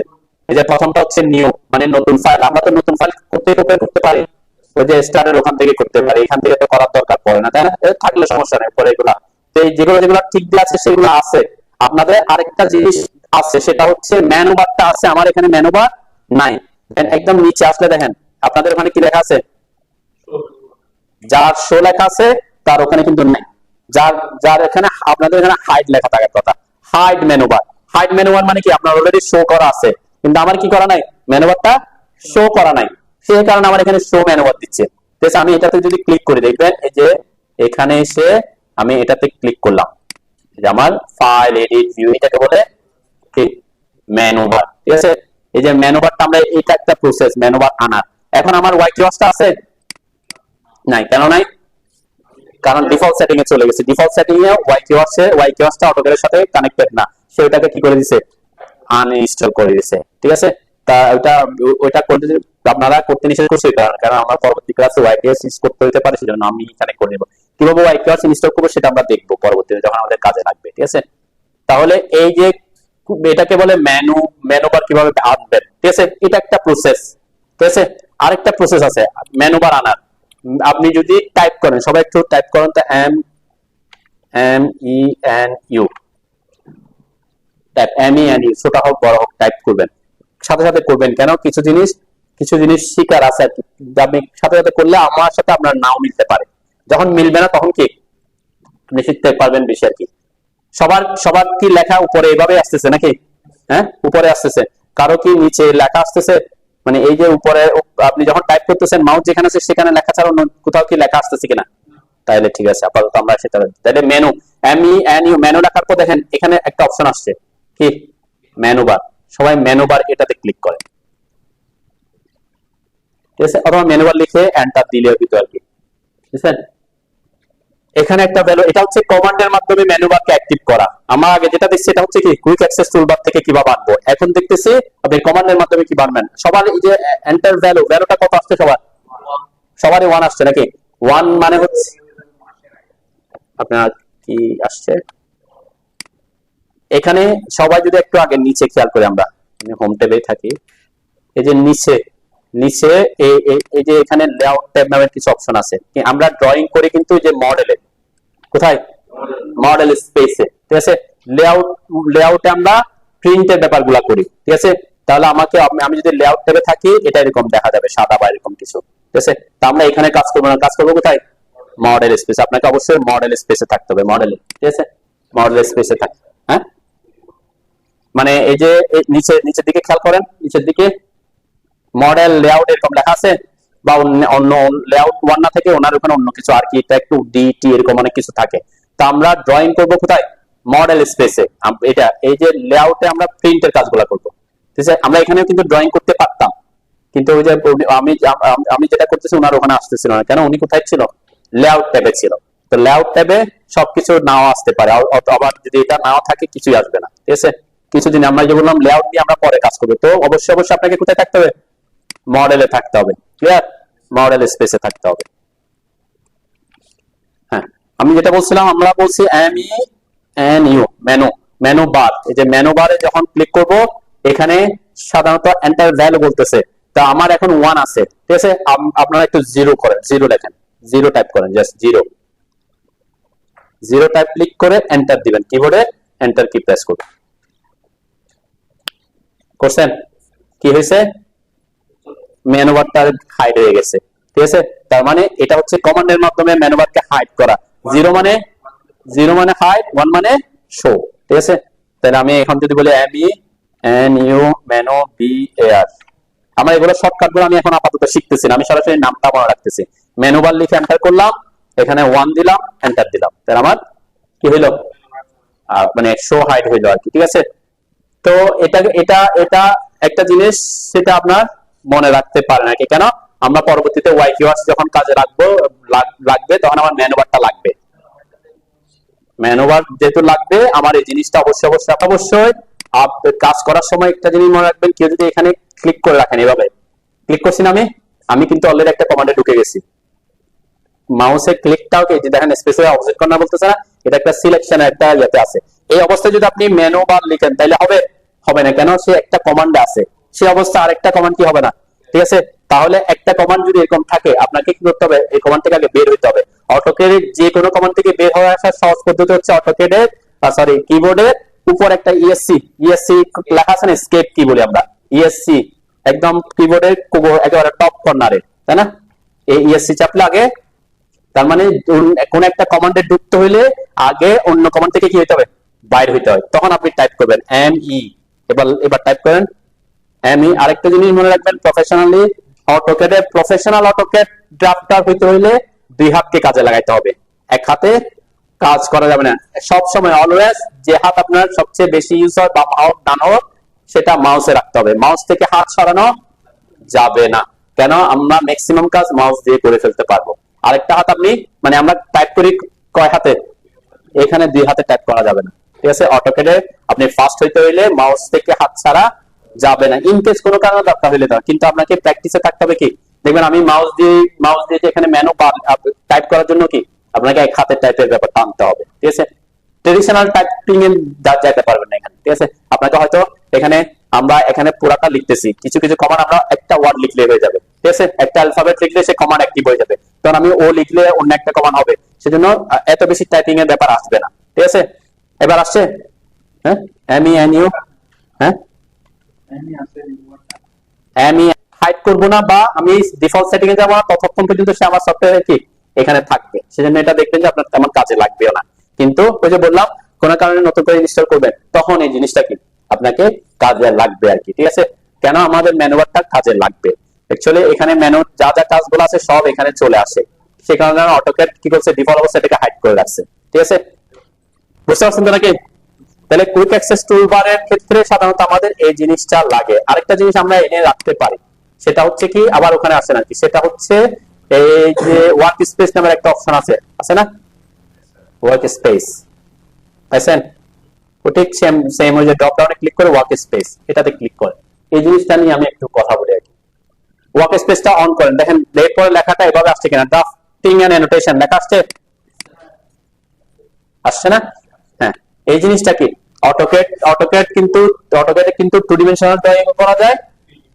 তাহলে আমরা এখন যে মডেল স্পেস যে ওয়ার্ক স্পেসে আছি সেটা হচ্ছে টু ডিমেনশনাল ওয়ার্ক স্পেস। কিভাবে বুঝবো, দেখেন আমাদের এখানে একটা আইকন আছে, এটাকে ইউসিএস বা ডব্লিউসিএস বলে, এদিকে এক্স এদিকে কি ওয়াই, তাহলে থ্রি ডিমেনশনাল হলে কি দেখা যেত, একটা জেড দেখা যেত, তাই না। তাহলে আমার এই ওয়ার্ক স্পেসটা এখন কত dimensional, two dimensional drawing space. তাহলে অটোক্যাড এর আগের ভার্সন গুলোতে এখানে ড্রাফটিং এন্ড অ্যানোটেশন লেখা থাকতো না, তখন অটোক্যাড ক্লাসিক এরকম সামথিং এরকম লেখা থাকতো। তো অটোক্যাড ক্লাসিক বলতে তখন আমরা 2D বুঝতাম, কিন্তু আপডেট ভার্সনে সেটার নাম কি দিয়ে দিয়েছে, ড্রাফটিং এন্ড অ্যানোটেশন। দেখেন এই যে ড্রপ ডাউন আরেকটা আছে না, এই যে ড্রাফটিং এন্ড অ্যানোটেশন, এখানে একটা ক্লিক করেন, হ্যাঁ কোথায় খুঁজতেছেন, ওখানে না, আগে ওয়ার্ক স্পেস অন করেন, ওখানে না যে ড্রপ ডাউন যেখান থেকে ম্যানুয়াল আনছে এখানে ক্লিক করে আগে ওয়ার্ক স্পেস কে অ্যাক্টিভ করেন, ওয়ার্ক স্পেস এবার আসছে, ওয়ার্ক স্পেসটা আগে অ্যাক্টিভ করতে হবে, তাই না। আমি আগে এটাকে ওয়ার্ক স্পেস এর জন্য বলতেছি, ওয়ার্ক স্পেস এই জিনিসটা আসছে কখন, আমি যখন এখানে ওয়ার্ক স্পেসটা অন করছি, ঠিক আছে। তাহলে কেউ যদি 3 ডিমেনশনাল ড্রয়িং করতে কাজ করতে চান তখন আপনার কি এই যে 3D মডেলিং 3D বেসিক্স, আমি যদি 3D মডেলিং এ ক্লিক করি দেখেন আমার এখানে টুলবার গুলো কিন্তু চেঞ্জ হয়ে গেছে, টুলগুলো চেঞ্জ হয়ে গেছে, তাই না। 3D টুলগুলো এখানে অ্যাক্টিভ হয়ে গেছে, ঠিক আছে। তো আমাকে অবশ্যই 2 ডিমেনশনাল ড্রয়িং করতে হলে কোথায় থাকতে হবে, ড্রাফটিং এন্ড অ্যানোটেশন। কোথায়, এখানে এখানে এখানে 3D মডেলিং এ এখানে, হ্যাঁ এখানে আসে নাই কেন, ওয়ার্ক স্পেস আমি 3D তে কনভার্ট হইছি, কিন্তু আমার ভিউটা কিন্তু টপে আছে এখন, ঠিক আছে। আমি যদি এখানে ক্লিক করে দেখবেন যেটা আসবে, ঠিক আছে। এটা কোন ভিউতে, আমি উপর থেকে তো তিনটা দেখবো না, যদি কোন একদিক থেকে দেখলে তখন তিনটা ভিউ দেখতে পাবো, ঠিক আছে। এই জিনিসগুলো আসবে আর কি, ঠিক আছে। ওকে, আমি এগুলা নিয়ে আসবো পরে যে কেমনে কি চেঞ্জ হয়, ঠিক আছে, আমরা এগুলা নিয়ে শিখবো। তো মেইনলি আমাদের টার্গেট হচ্ছে আমার ওয়ার্ক স্পেসটা 2 ডিমেনশনাল ড্রয়িং এর জন্য কোথায় থাকতে হবে, ড্রাফটিং এন্ড অ্যানোটেশন, ঠিক আছে, ড্রাফটিং এন্ড অ্যানোটেশনে থাকবে। আমার হোম দেখেন এখানে টুলগুলো কি 2D এবং 3D টুলগুলো একটু আলাদা আছে, ঠিক আছে। তো এই জিনিসটা আমি এখানে রাখছি কেন, আমি জাস্ট বোঝার সুবিধার্থে, এটা না হইলে আমরা এদিক ওদিক যাইতে পারতাম আর কি। তাহলে এখানে আমরা এই জিনিসগুলা বুঝতে পারলাম। আমরা হোম ট্যাব ইনসার্ট এগুলো নিয়ে সব ডিটেইলসে পরে আসবো আর কি। এই যে জিনিসটা এখানে উপরে যে দেখতেছেন এটাকে আমরা রিবন বলি, ঠিক আছে। অনেক সময় এরকম অনেকের কি হতে পারে, এটা বড় ছোট, আমার এখানে যেমন প্রপার্টিসটা দেখা যাচ্ছে না, এটা কি হয়ে আছে, ছোট হয়ে আছে না। অনেকের দেখবেন রেজুলেশন কারণ এটা কি একটু বড় হয়ে থাকতে পারে। আমার এই প্রপার্টিসটা যদি একটু বড় লাগে আমি চাইলে এখান থেকে কয়েকটা বাদ দিতে পারি। কিভাবে বাদ দিব, এখান থেকে দেখি কোন একটা বাদ দিতে হলে কোথায় যেতে হবে বলতো, হ্যাঁ আমরা একটা ওয়ে হচ্ছে রাইট ক্লিকে যাব, তারপর হ্যাঁ এই যে এখানে আসতে হবে শো প্যানেলস, এগুলো হচ্ছে উপরেরটা হচ্ছে ট্যাব ছিল আর এইগুলো হচ্ছে প্যানেলস, ঠিক আছে। দেন যে ড্র আছে, মডিফাই আছে, অ্যানোটেশন আছে, লেয়ার আছে, ব্লক, সবগুলোতে ঠিক দেয়া আছে না, তাহলে সবগুলো এখানে শো করতেছে। আমি যদি এই যে ভিউতে ক্লিক করি, ভিউ চলে গেছে, এখান থেকে ভিউটা চলে গেছে, আমার এই যে প্রপার্টিসটা একটু বড় হয়ে গেছে, ঠিক আছে। এটা অনেক সময় আপনার স্ক্রিনের রেজুলেশনের সাথেও কি ম্যাচ হইতে হয়। স্ক্রিন রেজুলেশন মানে কি, আপনার এই যে এখানে আমরা যদি রাইট ক্লিক করে ডিসপ্লে সেটিংসে আসি, এখানে এই যে রেজুলেশন, ঠিক আছে, অনেক সময় আপনার ল্যাপটপে এখানে আমার যেমন 100% রিকমেন্ডেড আছে, আপনার ওখানে হয়তো এটাকে বড় করতে হতে পারে বা ছোট করতে হতে পারে, ঠিক আছে, অনেক সময় এটা হয় আর কি। আমি যদি এখানে বড় করি, দেখবেন আমার এখন কি ওখানে কি হবে, এগুলো অনেক বড় বড় দেখা যাচ্ছে, তাই না, মানে রেজুলেশনে একটু বড় হয়ে গেছে, দেখেন এখানে দেয়া পর্যন্ত এখন কি হয়ে গেছে, ছোট হয়ে আসছে। এটা স্ক্রিন রেজুলেশনের সাথেও রিলেটেড আর কি, আপনার ডিসপ্লে রেজুলেশনের সাথে, ঠিক আছে। তাহলে আমি ডিসপ্লে রেজুলেশনটা একটু কমাই দিয়ে আসি। তো এখানে 100% রিকমেন্ডেড আমার এটার জন্য, আপনার ওখানে হয়তো 125 হইতে পারে। ল্যাপটপের সাথে কি, ল্যাপটপের স্ক্রিন যদি বড় হয় তখন বড় ছোট করতে হইতে পারে আর কি, ঠিক আছে। এই জিনিসটা আমি দেখালাম, অনেক সময় লাগতে পারে আর কি। অনেক সময় আপনারা যখন অটোক্যাড ইনস্টল করবেন, ইনস্টল করার পরেই ওই একটা মেসেজ আসতে পারে যে রেজুলেশন মিলতেছে না বা হাই অথবা লো করতে হবে, ঠিক আছে। তখন যে আপনারা কি করবেন, রাইট ক্লিক করে ডিসপ্লে সেটিংসে এসে এখানে যেটা আছে যদি হাই করে দেখবেন অথবা লো করে দেখবেন, কমায় অথবা বাড়ায় দেখবেন, তখন আপনার রেজুলেশনটা মিলবে, মানে স্ক্রিনটা ইয়ার সাথে মিলে যাবে আর কি। তো এই যে বললাম, এই যে আমি আমি যখন ক্লিক করতেছি, ট্যাব হচ্ছে যে উপরের গুলা হোম, ইনসার্ট, অ্যানোটেট, দেখছেন, আর প্যানেল হচ্ছে এই যে এর মধ্যে যেগুলো আছে, যেমন এখানে ইনসার্টের মধ্যে যে আমরা এই যে প্যানেল, এখন কি নাম একই আছে, হ্যাঁ, এখন এখন যে প্যানেল গুলো শো করতেছে এগুলো কার জন্য শো করতেছে, এখানে দেখেন আমি কি, হ্যাঁ, এই যে ইনসার্টের জন্য। হোমের প্যানেল কিন্তু আলাদা, তাই না, এই যে হোমের প্যানেল কিন্তু আলাদা। আপনি যখন, হ্যাঁ, এটা রিবন বলি আমরা, রিবন, ঠিক আছে। আমি এই জিনিসগুলা আপনাদের সেটিংস সাধারণত খুব কম করা লাগে, কিছু কিছু ক্ষেত্রে প্রবলেম হয়, সেজন্য আমি একটু ডিটেইলস আসতেছি। ফার্স্ট ক্লাস আমি শুধু সেটিংস এর কথা বলবো সেজন্য, ঠিক আছে। তো এখানে আপনারা মনে রাখবেন যে আপনি এই যে শো ট্যাব, শো প্যানেল, এগুলা থেকে প্যানেলটা প্রত্যেকটা ট্যাবের জন্য আলাদা আলাদা আসবে, ঠিক আছে। তো আমি শুধুমাত্র এখান থেকে ওই যে শো ট্যাবে এসে, শো প্যানেলে এসে এখান থেকে ভিউটা অফ করে দিয়েছিলাম। কেন, তাহলে ভিউটা অফ করে এখানে একটু জায়গা বেশি পাইছে, এখন ভিউ চলে গেছে, তাহলে আমার এটা একটু বড় হয়েছে, তাই না, তাহলে আমার এটা যাতে দেখা যায় আর কি, এই জন্য আমি প্রপার্টিজ পড়া লাগবে আর কি। অনেকে এরকম হইতে পারে, স্যার আপনার এখানে এটা পুরা দেখা যাচ্ছে, আমার এখানে তো দেখা যাচ্ছে না।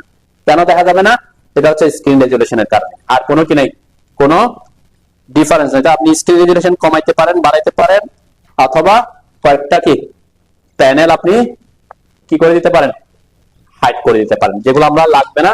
যেমন আমার ভিউ এখানে তেমন বেশি লাগবে না, ঠিক আছে, আমি ভিউ তো ট্যাবে আছে, ঠিক আছে, এই কারণে ওইখানে অফ করে, আমার এগুলা লাগবে, আমি এগুলা বড় করা থাকাটাই প্রেফার করি। লেয়ার, প্রপার্টিজ, ওকে, বুঝছেন তো নাকি? হ্যাঁ, অনেকের এরকম হতে পারে, যেমন আমি হোম ট্যাবে ক্লিক করার সাথে সাথে এখানে ড্র, মডিফাই, অ্যানোটেট সব দেখা যাচ্ছে না। অনেক সময় হতে পারে আপনার এগুলো দেখা যাচ্ছে না, শুধুমাত্র নামটা আছে। কেন, অনেক সময় রিবনটা হাইড হয়ে যেতে পারে। কেন হাইড হইতে পারে, ভুলে যদি কোনো কারণে আপনি এখানে ক্লিক করে ফেলেন, যেখানে একটা আপ আপ ডাউন অ্যারো আছে না, এটাতে যদি ক্লিক করেন দেখবেন আপনার এটা একটু ছোট হয়ে গেছে। অনেক প্রফেশনাল যারা কাজ করে এটাকে এরকম ছোট করে রাখে। কেন ছোট করে রাখে, যাতে এখানে এরিয়াটা একটু বড় পায়, ঠিক আছে, কাজ করার জন্য কি পায়, একটু এলাকাটা বড় পায়। দেন আমি যদি আবার ওই অ্যারোটাতে ক্লিক করি, আর একটু ছোট হয়ে গেছে, তাই না, আবার যদি ক্লিক করি আর একটু ছোট হচ্ছে। এখন কিন্তু আমার অ্যারোটা কোন দিকে চলে আসছে, ডাউন অ্যারো, তার মানে আমি এখন ক্লিক করলে ডাউন, আবার প্রথম দিকে চলে আসবে। অনেক সময় আপনি এখানে ক্লিক করেন নাই, হয়তো এই যে আমি বলছি ইনসার্ট ট্যাবে আসেন, কিন্তু আপনি আসার সময় একটা ক্লিক না করে ডাবল ক্লিক করে ফেলছেন। কি করছেন, ডাবল ক্লিক করলে সে কি হয়ে যায়, আস্তে আস্তে ছোট ছোট বড় হবে। দেখেন ডাবল ক্লিক করলে ছোট হচ্ছে, আবার ডাবল ক্লিক করলাম বড় হয়ে গেছে, তাই না, দুই ভাবে এটা হইতে পারে, বুঝছেন তো নাকি? তো এটা যদি ছোট হয়ে যায়, কি করার কোনো মানে এত বেশি, অনেকে যে জানে না তার জন্য এটা কি একটা ব্যাপার হইতে পারে, যে কি ব্যাপার, এটা কই গেল ওটা। তো এই অ্যারোটার দিকে খেয়াল রাখবেন, অথবা আপনি ডাবল ক্লিক করতে পারেন, যে কোনোটাতেই ডাবল ক্লিক করেন, সে ছোট হইতে থাকবে, এক সময় আবার কি ব্যাক করবে, ঠিক আছে। এটা হচ্ছে রিবনকে, অনেক প্রফেশনাল ইঞ্জিনিয়ার এটাকে ছোট করে রাখে, ঠিক আছে। হ্যাঁ, আর এটা আসতেছি একটা পার্ট দেখাবো, যেটা আমারটা আমি এখন ডিফল্ট সেটিং আছি না, আমি সকল সেটিং যা যা করতে পারবো আপনাদের সব দেখাবো, ঠিক আছে, একটা একটা আসি আর কি। তাহলে যেটা বলছে ওনার মাথায় যেটা প্রথমে আসলে আমরা সেটাই শিখি যে এখানে যে হোয়াইট একটু আমারটা একটু গ্রে বা হোয়াইটিশ ব্যাকগ্রাউন্ড, তাই না? এটাতে কাজ করতে আমার অনেক অসুবিধা হয়, অনেকক্ষণ আমাদের অটোকেটে কাজ করতে হবে, 2 ঘন্টা 5 ঘন্টা 10 ঘন্টা এরকম কাজ করতে হবে। আপনার ব্যাকগ্রাউন্ড কালারটা যদি আপনার চোখের উপর ইফেক্ট করে আপনি বেশিক্ষণ কাজ করতে পারবেন না। এটা একটা আমাকে লাইট রিফ্লেক্ট করতেছে, তাই না? তো আমার পিওর ব্ল্যাক হইলে কাজ করতে কি হবে, সুবিধা হবে। সেটা আমরা দেখবো যে কিভাবে আমাদের ব্যাকগ্রাউন্ড কালারটা আমরা চেঞ্জ করবো। সেটা অনেক সময় ব্ল্যাকও করতে হতে পারে, অনেক সময় আমরা হোয়াইটও করি। ঠিক আছে, অনেকে দেখবেন ব্যাকগ্রাউন্ডটা হোয়াইট থাকে, কেন হোয়াইট করি সেটা আমি বলবো আর কি। তাহলে আমরা আগে ব্যাকগ্রাউন্ড কালারটা চেঞ্জ করে আসি। ব্যাকগ্রাউন্ড কালার চেঞ্জ করার জন্য আপনাকে আসতে হবে অপশনসে। অপশনসে অনেকভাবে যাওয়া যায়, সবচেয়ে শর্টকাট ওয়ে হচ্ছে এটা, শর্টকাটটা মনে রাখা। Shortcut key? ওপি। অপশনসের শর্টকাট ওপি। আরো অনেকভাবে আছে, আপনাদের এগুলো মনে রাখার দরকার নাই, আমি অন্যদিকে যাচ্ছি না। জাস্ট ও পি লিখে এন্টার করবেন। কি লিখবেন? O P.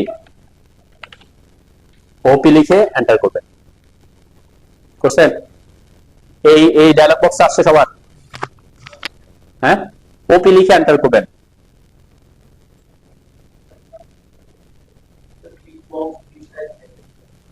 হ্যাঁ, আপনি অন্য কিছুতে আছেন, এই যে অন্য ট্যাবে আছেন আর কি। অপশনস, এই যে এই ডায়লগ বক্স, এটা উপর অপশনস লেখা আসছে কিনা? এটা অন্য, আপনি অন্য অন্য ট্যাবে আছেন, এটা সমস্যা নেই। আপনি হয়তো এখানে সিলেকশন আছেন সেই কারণে। ঠিক আছে, আমার টার্গেট হচ্ছে এখানে আমরা সবকিছু রাখবে না। তো আপনি এই যে অপশনস ডায়লগ বক্সটা আসছে কিনা, ওপি, এই যে ওপি, ওপি হচ্ছে অপশনস এর শর্টকাট। ঠিক আছে, তাহলে এই অপশনস এর মধ্যে অনেক ধরনের সেটিংস আছে, সব সেটিংস আপনাকে করতে হবে না। এখানে কিছু জিনিস ডিফল্ট অবস্থায় যেভাবে আছে সেভাবে রাখি, কিছু জিনিস আমরা চেঞ্জ করব। হ্যাঁ, কি?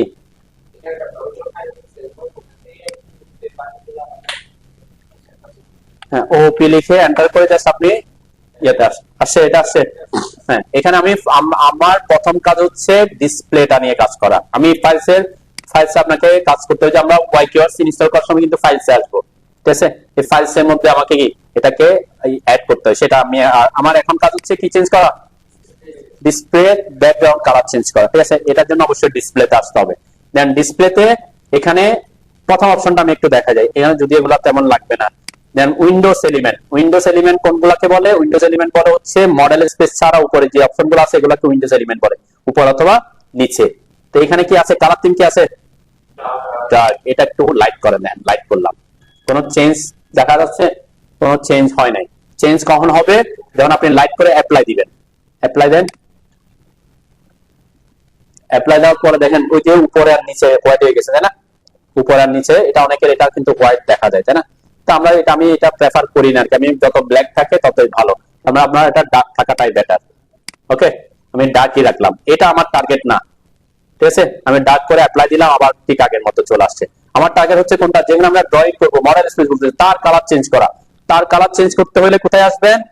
এখানে আসবেন, এই যে কালারসে, ওই ট্যাবে ডিসপ্লে ট্যাবে কালারসে। এখানে যা যা আছে এগুলো কিন্তু চেঞ্জ করবেন না, কোনো কিছু চেঞ্জ করার দরকার পড়ে না আর কি। ঠিক আছে, কোনো কিছু চেঞ্জ হয়ে গেলে তখন আবার আমার সাথে মিলবে না, কেন কিছু চেঞ্জ হয়ে গেলে আমার সাথে আমি এটা বলবো, দেখবেন আপনার বাবা আসবে না। তো আপাতত কোথায় আসবেন, শুধুমাত্র কালারসে ক্লিক করেন। করছেন? কালারসে ক্লিক করার পর আরেকটা আরেকটা ডায়লগ বক্স আসছে, ড্রয়িং উইন্ডো কালার্স। আসছে না? আসছে সবার? দেন এখানে কি করতে পারবেন, আপনি আপনি অটোকেটের সকল কিছুর কালার চেঞ্জ করতে পারবেন, সব কিছুর। ঠিক আছে, প্রথম যে অপশনটা কনটেক্সটে কি আছে, আমরা কিন্তু 2D মডেল স্পেস যেটা ব্লু হয়ে আছে সেটা সিলেক্টেড আছে এখন। তাহলে আমার আমার ব্যাকগ্রাউন্ড কালার অবশ্যই 2D কি মডেল স্পেসে, এবং প্রথম হচ্ছে যে ব্যাকগ্রাউন্ড কালার, এই যে আমার এটা কিন্তু প্রথমেই সিলেক্টেড আছে, তাই না? তার মানে এখানে 2D মডেল স্পেস, তারপরে ইউনিফর্ম। আমি যদি এখানে অন্য কিছু চেঞ্জ সিলেক্ট করি তাহলে সে অন্য কিছু সিলেক্ট হয়ে যাবে, তাই না? তাহলে আমার এখানে কোনটা এখানে ব্যাকগ্রাউন্ড কালার চেঞ্জ করতে হলে কোথায় থাকতে হবে? ইউনিফর্ম ব্যাকগ্রাউন্ডে। ঠিক আছে, তাহলে 2D model space, uniform background. এরপরে দেখেন যে কালার নামে একটা অপশন আছে পাশে। আপনাদের ওখানে এটা কি লেখা আছে? ব্ল্যাক লেখা আছে, তাই না? যাদের পিওর ব্ল্যাক আছে তাদেরটা ব্ল্যাক লেখা আছে, আমারটা একটা কালার করতে আছে। তার মানে আমার পুরাটা পিওর ব্ল্যাকে নাই। আমি যদি এখানে ক্লিক করি, দেখেন এখানে কিছু অনেক ধরনের কালার, শুধু ব্ল্যাক না, আপনি যে কোনো কালার ইউজ করতে পারবেন। দেখেন এখানে ব্ল্যাক, এই যে আমারটা আছে এটা, এগুলো হচ্ছে কালার কোড অটোকেটে।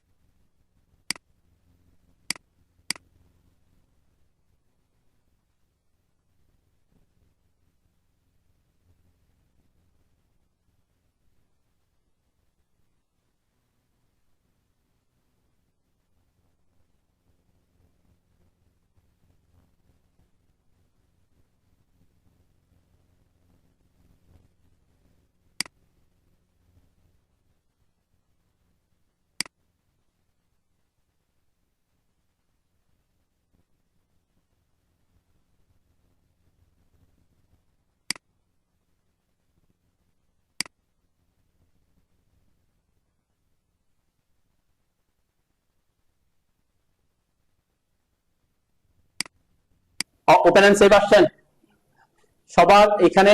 এটা একটা গুরুত্বপূর্ণ জিনিস, ওপেন এন্ড সেভ এর মধ্যে এই জিনিসটা। সাপোজ আমরা এখন কাজ করতেছি কত ভার্সনে? অটোক্যাড 22।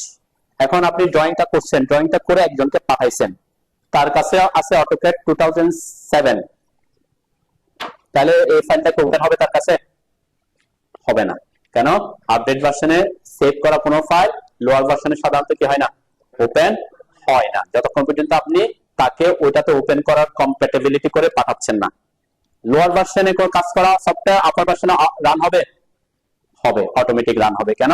লোয়ার ভার্সনের কোনো কিছু আপার ভার্সনে অটোমেটিক কি হয়ে যাবে, কোনো সমস্যা নাই। কিন্তু আপার ভার্সনে সেভ করা কোনো ফাইল লোয়ার ভার্সনে কি হবে না, ওপেন হবে না। এখন তখন কি করবেন? সেজন্য আমরা সাধারণত কি করি, আমরা কাজ করার সময় এখানে যদি প্রথমেই একবার চেঞ্জ করে দিই, তাহলে আপনাকে পরবর্তীতে এটা নিয়ে অনেকে, এটা আমিও প্রবলেম পড়ছি আর কি, অনেক সময় পাঠাই দিচ্ছি, ওকে পাঠানোর পর ওর কাছে আছে 7, এখন অনেকে 7 ইউজ করে। অনেকে বলতে শুনবেন যে 7 অনেক ভালো ভার্সন, 7 অনেক সহজ। কেন? কারণ সে 7 এর উপরে কোনোদিন ইউজ করে নাই। 7 আপডেট যত হবে তত বেশি কি সহজ হবে, অনেক কমান্ড ইউজ হবে, অনেক কিছু আপনি কি করতে পারবেন, ইজি অ্যাক্সেস পাবেন। ঠিক আছে? কিন্তু অনেকে বলে 7টা অনেক সহজ। কেন? কারণ সে 7 এর উপরে অন্য ভার্সন ইউজ করার সাহস করে না কখনো। কারণ 7 এর পর থেকে তার ইন্টারফেসটা পুরোপুরি কি কাজ একই, কিন্তু ইন্টারফেস কি হয়ে গেছে, চেঞ্জ হয়ে গেছে।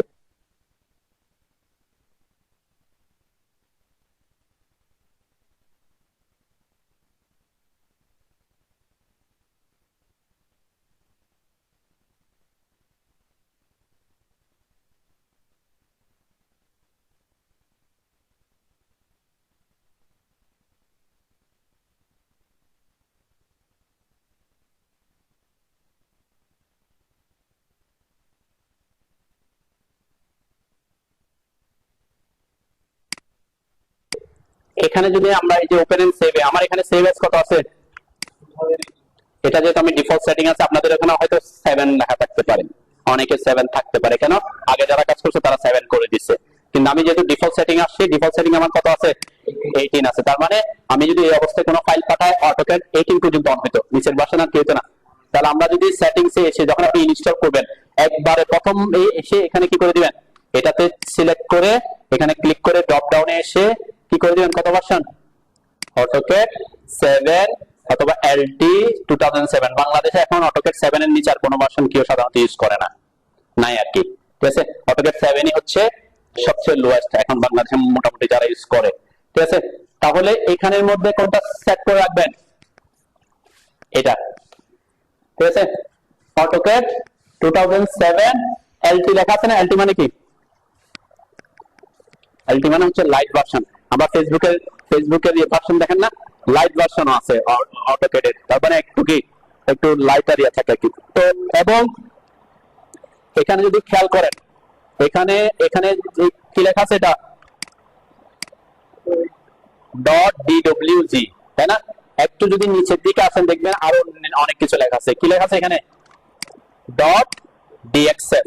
তাহলে এটা কিন্তু ফাইল টাইপ, অটোক্যাড এর ফাইল টাইপ বা ক্যাট ফাইলের ফাইল টাইপের এক্সটেনশন হচ্ছে .dwg।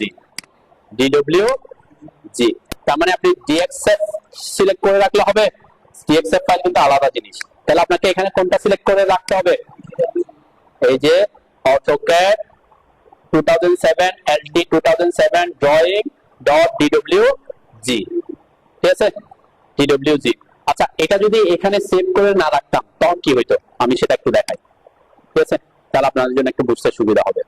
আমি সাপোজ এখানে AutoCAD 18 আছে আমার, ওকে, AutoCAD 18 আছে। এই অবস্থায় যদি আমি সেভ করতে যাই, সেভের শর্টকাট কি, কন্ট্রোল আছে না, কন্ট্রোল CTRL যেটা আছে সেটা চেপে ধরে এস দিতে পারেন, অথবা এই যে এখানে আছে সেভ, দেখছেন আমার এখানে এখানে অনেক জায়গায় আছে, এটা এখানেও থাকবে যে সেভ। তাহলে আমরা শর্টকাট এটা তো সবাই সহজে জানি, কন্ট্রোল এস দিলাম। এই যে আমার ফাইলটা আমার সেভ করতে যাচ্ছি, সেভ করতে যাওয়ার পরে কোথায় সেভ করব সেটা ব্যাপার না, আমি যেটা বলতে চাচ্ছি সেটা হচ্ছে যে ফাইল টাইপের ব্যাপার। ফাইল টাইপ কি আসছে আমার এখানে, 2018। এই অবস্থায় যদি আমি সেভ করি কততে সেভ হবে, সে এখানেও আমি চেঞ্জ করতে পারবো। এখানে এই যে দেখেন, এখানে ক্লিক করে আমি 7 করতে পারতেছি তো নাকি, পারতেছি, এই যে 7 করে দিয়েছি। এখন সেভ করলে কত ভার্সনে সেভ হবে, এটার অসুবিধা কি, এটার অসুবিধা হচ্ছে আপনি যতবার নতুন নতুন ড্রয়িং ওপেন করবেন ততবার এখানে কি করতে হবে, চেঞ্জ করতে হবে। মানে প্রত্যেকবার আমার সেভ করতে হইলে আবার কি করতে হবে, মাথায় রাখতে হবে যে এখানে 7 করতে হবে। কিন্তু আমি যদি কি করে দিই, ওপি লিখে অপশনস এখানে এসে এখানে করে দিই,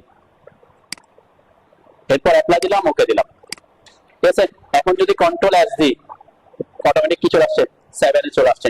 আমি যদি একটা নতুন ফাইল ওপেন করি, দেন নতুন ফাইল ওপেন করার এখানে একটা অপশন আছে আরেকটা, এই যে প্লাস সাইনটা, প্লাস সাইন আছে না, এই প্লাস সাইনে ক্লিক করলে নতুন ফাইল ওপেন হবে। আমার আর স্টার্টে যাইতে হবে না, স্টার্টে এসে নিউতে ক্লিক করতে হবে না, প্লাস সাইনে ক্লিক করলে হবে, অথবা এখানে গিয়ে নিউতে ক্লিক করতে হবে না, এখানে এটাও নিউ, তাই না। তো আমি প্লাস সাইনে ক্লিক করলে নতুন ফাইল ওপেন হচ্ছে। দেন এখানে যদি আমি কন্ট্রোল এস দিই, কত আসছে, যেটা আমি তার সিস্টেমে সেভ করে দিছি। এখন আমার এটা মাথায় অনেক সময় এই জিনিসটা ভুলে অনেক সময় হয়, তাহলে এই জিনিসটা আমরা প্রথমে কি করে রাখতে পারি, ওপি লিখে অপশনসে এসে এখানে আপনি এটা করে দিতে পারেন, ওকে দিবেন আর কি, ঠিক আছে না।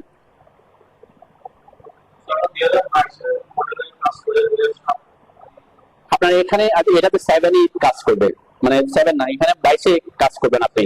আমি এটা 7 কেন করছি, ইন কেস কোনো কারণে আপনি এই ফাইলটা কাউকে পাঠাইছেন, অথবা আপনি এটা পেন ড্রাইভে নিয়ে গিয়ে একটা কম্পিউটার অন করছেন, ওই কম্পিউটার অটোকের সাথে আপনার ফাইলটা ওপেন হবে, হবে না, সেই সুবিধার্থে এটা এটার সাথে চলে যায় নাই।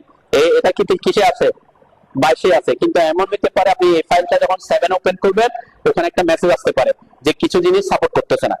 কেন, ওই যে বললাম আপডেট ভার্সনে কিছু জিনিস কি অ্যাড করে, ওই জিনিস যদি 7 এ না থাকে তাহলে সে শো করতে পারবে, শো করতে পারবে না, তখন ওই মেসেজটা আসতে পারে, ওইটা ছাড়া সে রান করবে, বুঝতে পারছেন।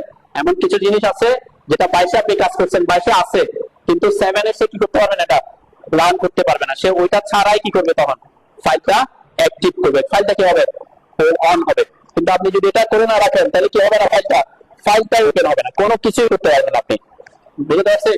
এটা হচ্ছে ফ্যাক্ট আর কি। আপডেট ভার্সন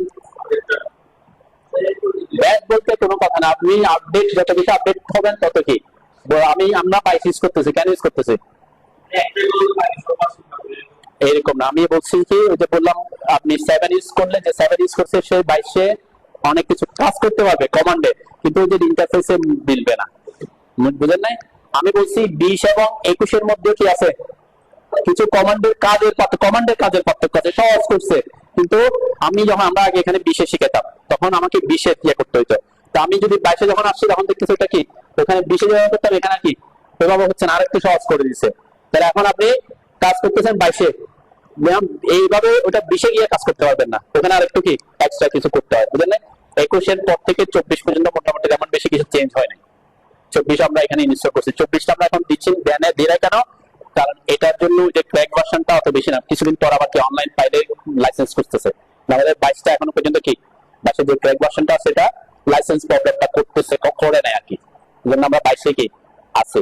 এখন একজন বলছেন যে কোত্থেকে আপনারা সফটওয়্যার গুলো ডাউনলোড করবেন, সেটা আমি দেখাবো, ঠিক আছে, ক্র্যাক ভার্সন আর কি। তো 22টা আপনি ওখানে পাবেন না, যদি আমরা যতগুলো ইউজ করছি এর মধ্যে এই যে আমার কাছে এখন যে 22 ক্র্যাক ভার্সনটা আছে, এটা অনেক কি ইজি একটা ক্র্যাক, মানে ইনস্টল করাটা, ঠিক আছে। আপনারা চাইলে এটা ইউজ করতে পারেন, আপনি যদি চান যে 24 ইউজ করবেন 24 ইউজ করতে পারেন। তো এখন কিছু ব্যাপার আছে, আপডেট যত হয় পিসি রিকোয়ারমেন্ট কি করতে হয়, আপডেট করতে হয়, জানেন। হয়তো অটোক্যাড 7টা 2 জিবি র্যাম দিয়ে চলতো, কিন্তু আপনি অটোক্যাড 22টা 2 জিবি র্যাম দিয়ে চলবে না, 4 জিবি র্যাম লাগবে মিনিমাম রিকোয়ারমেন্ট, ওরা 8 জিবি রিকমেন্ড করে, বুঝলেন। আপনার র্যামও কি করতে হবে, আপডেট হইতে হয়। তো কিছু জিনিস থাকে আর কি, আর আপনার উইন্ডোজ 7 এ অটোক্যাড 22 রান নাও হইতে পারে, উইন্ডোজ 10 লাগতে পারে, বুঝলেন, কিছু জিনিস আছে আর কি। এখন সাধারণত সবাই উইন্ডোজ 10 ইউজ করে, এর উপরে গেলে 11 হইতে পারে, কিন্তু 7 উইন্ডোজ কি, কিন্তু অটোক্যাড 7 হইলে কি কত লাগবে, উইন্ডোজ 7ই লাগবে, তাই অনেক সময় কি কম্প্যাটিবিলিটি মিলে না আর কি, বুঝলেন। তো অবশ্যই আপডেট হবে, আপনারা চাইলে 24 ইউজ করতে পারেন, এখানের সাথে আমাদের তেমন বেশি ডিফারেন্স হবে না, ঠিক আছে। তো আমরা এখানে 24টা ইউজ করতেছেন একমাত্র কারণ এই যে ক্র্যাক ভার্সনটা, কারণ কিছুদিন পর লাইসেন্স করতে আমাদের ইনস্টল করাটা কি টাফ হয়ে যায়। 22 এবং 24 এর মধ্যে কি নাই ডিফারেন্স, 21 এর পর থেকে 24 পর্যন্ত তেমন কি বেশি কিছু, সামান্য ইন্টারফেসে সামান্য চেঞ্জ আসছে, ঠিক আছে, অত বেশি কিছু আসছে না আর কি, হোয়াটএভার। তাহলে এটা বুঝছেন তো নাকি, এটা ম্যান্ডেটরি না, কিন্তু করে রাখলে আপনার জন্য কি সুবিধা, পরবর্তীতে ওই ধরনের প্রবলেমে পড়বে না, যেহেতু বাংলাদেশে এখনো অনেকে 7 ইউজ করে। ঠিক আছে, এখানে আর তেমন কিছু চেঞ্জ করতে হবে না। আমরা প্লট এন্ড পাবলিশও চেঞ্জ করতে হবে না, সিস্টেমস এর মধ্যে আমরা চেঞ্জ করব না, ইউজার প্রেফারেন্সও চেঞ্জ করার দরকার নাই, ড্রাফটিং এ তো করার দরকারও নাই, 3D মডেলিং তো আমরা কাজ করতেছি না, সিলেকশনের ব্যাপারে আমরা অলরেডি বলছি, তাই না? এই তো মোটামুটি এখানকার অপশনস এর মধ্যে এগুলো আমরা অ্যাপ্লাই দিলাম, ওকে দিলাম, বের হয়ে আসলাম। ওকে, এতটুকু বুঝছেন সবাই? ইন্টারফেসের মধ্যে আর কিছু জিনিস আছে, যে জিনিসটা অনেক সময় আপনার হাইড হয়ে যেতে পারে বা নাও থাকতে পারে। যেমন এখানে আমার এখানে এই যে এগুলো শো করতেছে না, আমার কয়টা ড্রয়িং ওপেন আছে এখন? 3টা ড্রয়িং ফাইল ওপেন আছে, 3টা ড্রয়িং ফাইল। যে এগুলো ফাইল আমরা যেহেতু সেভ করি নাই, নাম দিই সেজন্য ড্রয়িং 1 ড্রয়িং 2 আসতেছে। আমরা যখন নাম দিবে তখন কি নাম আমরা পরবর্তী ক্লাস থেকে সেভ করব, আপাতত আজকে সেভ করার দরকার না। যা করব আমরা যা করতেছি এগুলো কিন্তু অটোমেটিক কি হচ্ছে, সেটিংস অটোমেটিক সেভ হচ্ছে, ফাইল সেভ হচ্ছে না কিন্তু সেটিং কি হয়ে যাচ্ছে, চেঞ্জ হচ্ছে আর কি। ঠিক আছে, আচ্ছা এরপরে আমরা এই যে বললাম এই জিনিসটা আর এইটা, এই দুইটা জিনিস কি, আমরা এখন সবাই একটু ভিউ ট্যাবে আসেন। এই যে view tab, home, insert, annotate, তারপর ভিউ আসেন। ভিউ ট্যাবে আসছে কেন, এখানে যা যা ভিউ আছে ভিজিবল আছে এগুলো আমরা একটু দেখি। এই যে ইউসিএস আইকন দেখছেন না, প্রথমটা এটা কি আছে, ব্লু হয়ে আছে না? ব্লু হয়ে আছে মানে কি অ্যাক্টিভ আছে। এই যে আমরা বলি এটা কি ইউসিএস আইকন, ঠিক আছে? দেন এখানে ক্লিক করবেন, এটা চলে যাবে, ঠিক আছে, আর হাইড হয়ে গেছে। আমি ইউসিএস আইকনটা আমরা রাখি, সমস্যা নাই। ইউসিএস আইকনটা হচ্ছে এটা মিন করবে হচ্ছে আপনার কোন, এই যে আমরা স্থানাঙ্কের ক্ষেত্রে কি করি, মূল বিন্দু ধরি, মূল বিন্দুটা কত কত থাকে, কোন বিন্দু থাকে, 0 0 বিন্দু থাকে। এখানে যে ইউসিএস টা হচ্ছে 0 0 বিন্দুতে আছে। আমি যদি একটু জুম আউট করি মাউসের, আমি হুইলের চাকায় যে মাউস আছে না, মাউসের যে চাকাটা এটা উপরে নিচে নিলে জুম ইন জুম আউট হয়। তো আপাতত আজকে জুম ইন জুম আউট করেন, সমস্যা নাই, পরবর্তীতে আমি এটা পরবর্তী ক্লাসে এটা একটু কন্ট্রোল করে করতে বলবো আর কি। দেখেন আমার এই ইউসিএস আইকনটা কোন বরাবর আছে, এখানে দুটো লাইন দেখতেছেন, আপনাদের নাই তাই না? আপনাদের এই লাইনগুলো তো নাই তাই না? আচ্ছা এগুলো অ্যাক্টিভ করেন আগে, নাইলে আবার এগুলো বুঝবেন না। এই যে নিচের দিকে আছেন, এগুলোকে বলে টগল কি, নিচে এর মধ্যে এই জিনিসটা কি আপনাদের আছে, এই যে এটা সবার আছে কিনা, সবার নাও থাকতে পারে, এটা সবার নাও থাকতে পারে তাই না? এই যে গ্রিড, এটা এই যে লাইন এরকম টস লাইন আছে, যাদের আছে তাদের তো ঠিক আছে, যাদের নাই তখন কি করবে সেটা দেখে। যে এগুলোকে বলে গ্রিড লাইন, এখানে আমার এখানে অন আছে, আমি যদি এটা ক্লিক করি যে গ্রিড গুলো চলে গেছে। ঠিক আছে, আমরা ম্যাক্সিমাম কাজ গ্রিড ছাড়াই করব। তা আপাতত আমি গ্রিডটা অন করতেছি। কারো যদি এখানে এটা না থাকে, এই যে এটার কিন্তু শর্টকাট আছে, আমরা শর্টকাট আজকে শিখবো না। এটা আছে কিনা গ্রিড, হ্যাঁ জুম মানে জুম কোনটা, এটা হচ্ছে টগল কি, আমরা টগল কি বলে, নামগুলো মনে থাকবে না, আলটিমেটলি আপনাদের থাকবে না হয়তো। টগল কি, আমরা এই জিনিসগুলা এই যে এখানে আমি বলছি, এখানে অনেক সময় নাও থাকতে পারতো, কেন থাকবে না, কারণ এই টগল কি গুলা কোনটা এখানে অ্যাক্টিভ থাকবে সেটা আমরা কন্ট্রোল করতে পারবো। কিভাবে কন্ট্রোল করব, একদম নিচের দিকে যদি খেয়াল করেন, একদম নিচের কোণার 3টা লাইন আছে না, যে 3 কাস্টমাইজেশন লাইন বলি আমরা, এটাতে ক্লিক করেন, একদম বটমে 3 কাস্টমাইজেশন লাইন, কাস্টমাইজেশন লেখা আছে তাই না? এই কাস্টমাইজেশনে হচ্ছে আমরা টগল কি গুলাকে কাস্টমাইজ করব। ঠিক আছে, কি কি এখানে থাকবে কি কি থাকবে না সেটা আমরা এখানে কি করব, আমার প্রয়োজন মতো জিনিস রাখবো। আমি এখানে কোনো কিছু জিনিস রাখলে আমার সুবিধা অসুবিধা হবে তাই না, আমরা সেগুলো রাখবো না আর কি, সেটা আমরা নেক্সট ক্লাসে একদম ডিটেইলস একটা দেখবো। দেন এই যে আমি বললাম এখানে যদি না থাকতো, তাহলে আমরা যে 3 কাস্টমাইজেশন লাইনে আসার পরে এই যে গ্রিডটা আমার কি দেয়া আছে, এখানে টিক দেয়া আছে, টিক মার্ক, তার মানে আমার ওখানে কি শো করতেছে।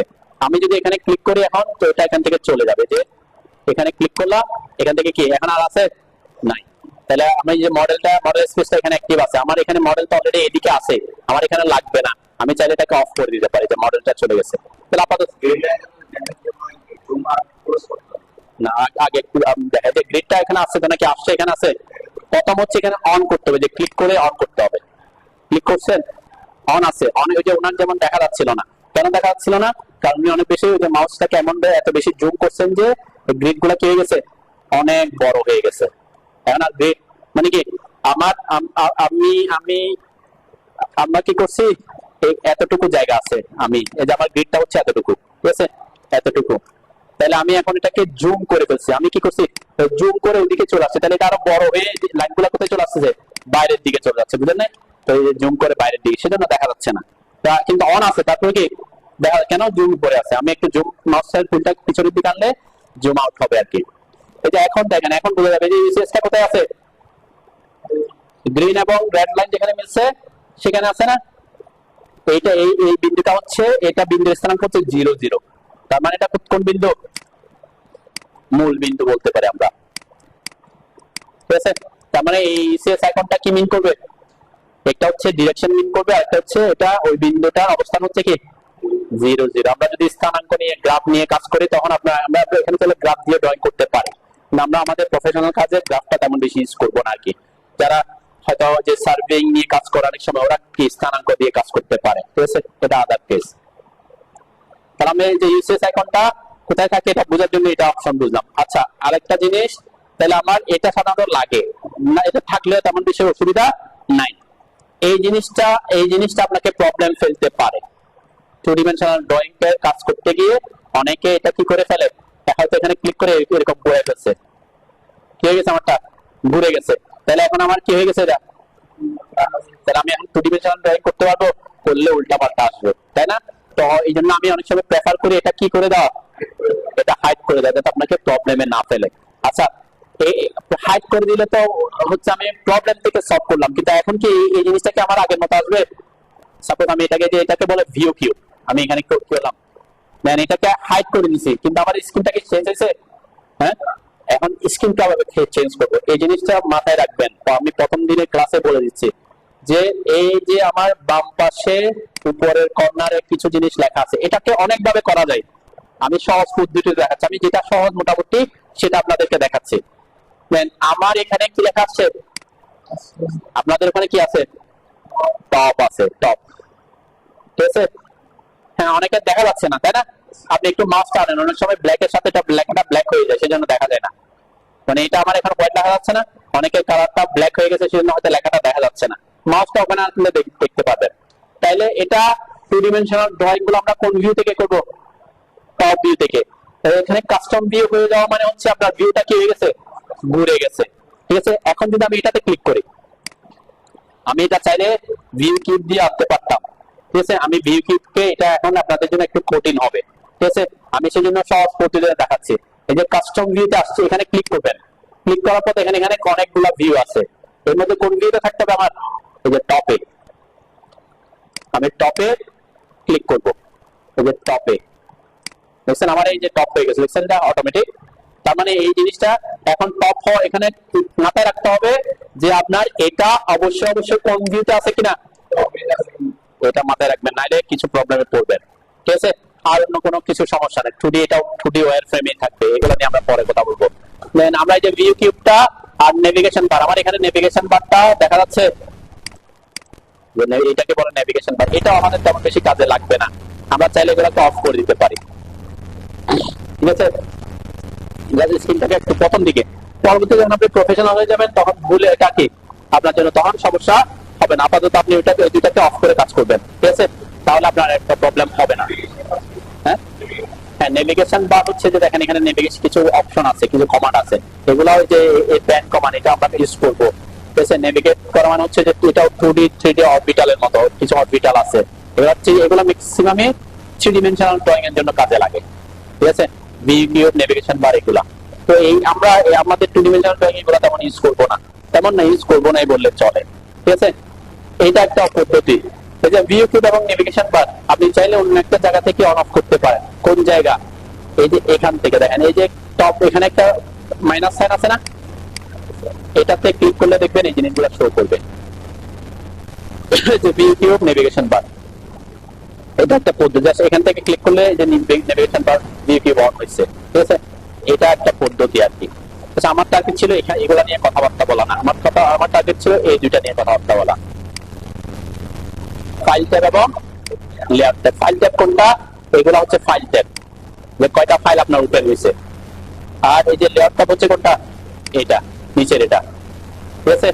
তো এগুলা কি আছে, অন আছে না অফ আছে, অন আছে। আর কোনো কারণে যদি আপনার এটা অফ হয়ে যায়, কোনো কারণে বলতে কি, অনেক সময় এমন একটা শর্টকাট ইউজ করে ফেলছেন যে অফ হয়ে গেছে।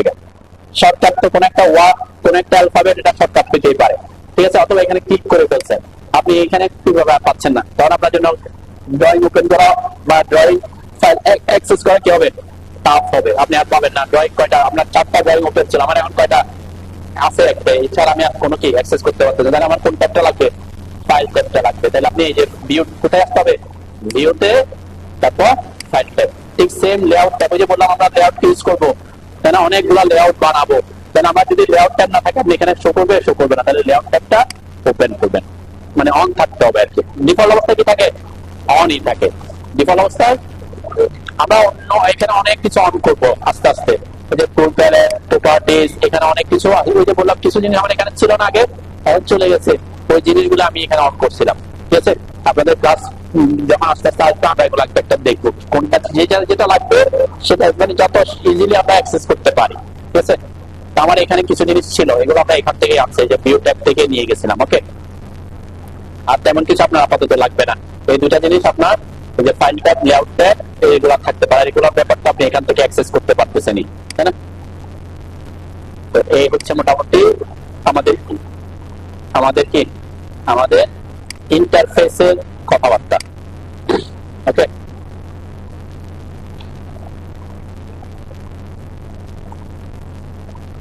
লাস্ট, আচ্ছা এখানে কি কি আছে থাকবে তাহলে প্রত্যেকে আনতে হবে আমাকে, হ্যাঁ, এই যে 3 কাস্টমাইজেশন লাইন থেকে, ঠিক আছে। ঠিক আছে, আমরা এগুলো আমরা পরের ক্লাসে কোনটা কোনটা অন রাখবো, কোনটা কোনটা অফ রাখবো, কোনটা রাখবো না, সেগুলো নিয়ে পরে কথাবার্তা বলবো, ঠিক আছে। আর ওইদিকে আমি আজকে যাচ্ছি না। তাহলে এই যে এটা নিয়ে তো আমরা বললাম গ্রাফ, কিভাবে আমরা গ্রাফটাকে কাজ করব। নেক্সট আজকে শেষ, সেটা হচ্ছে এইখানে তো আমার এইগুলোতে ক্লিক করলে কি হচ্ছে,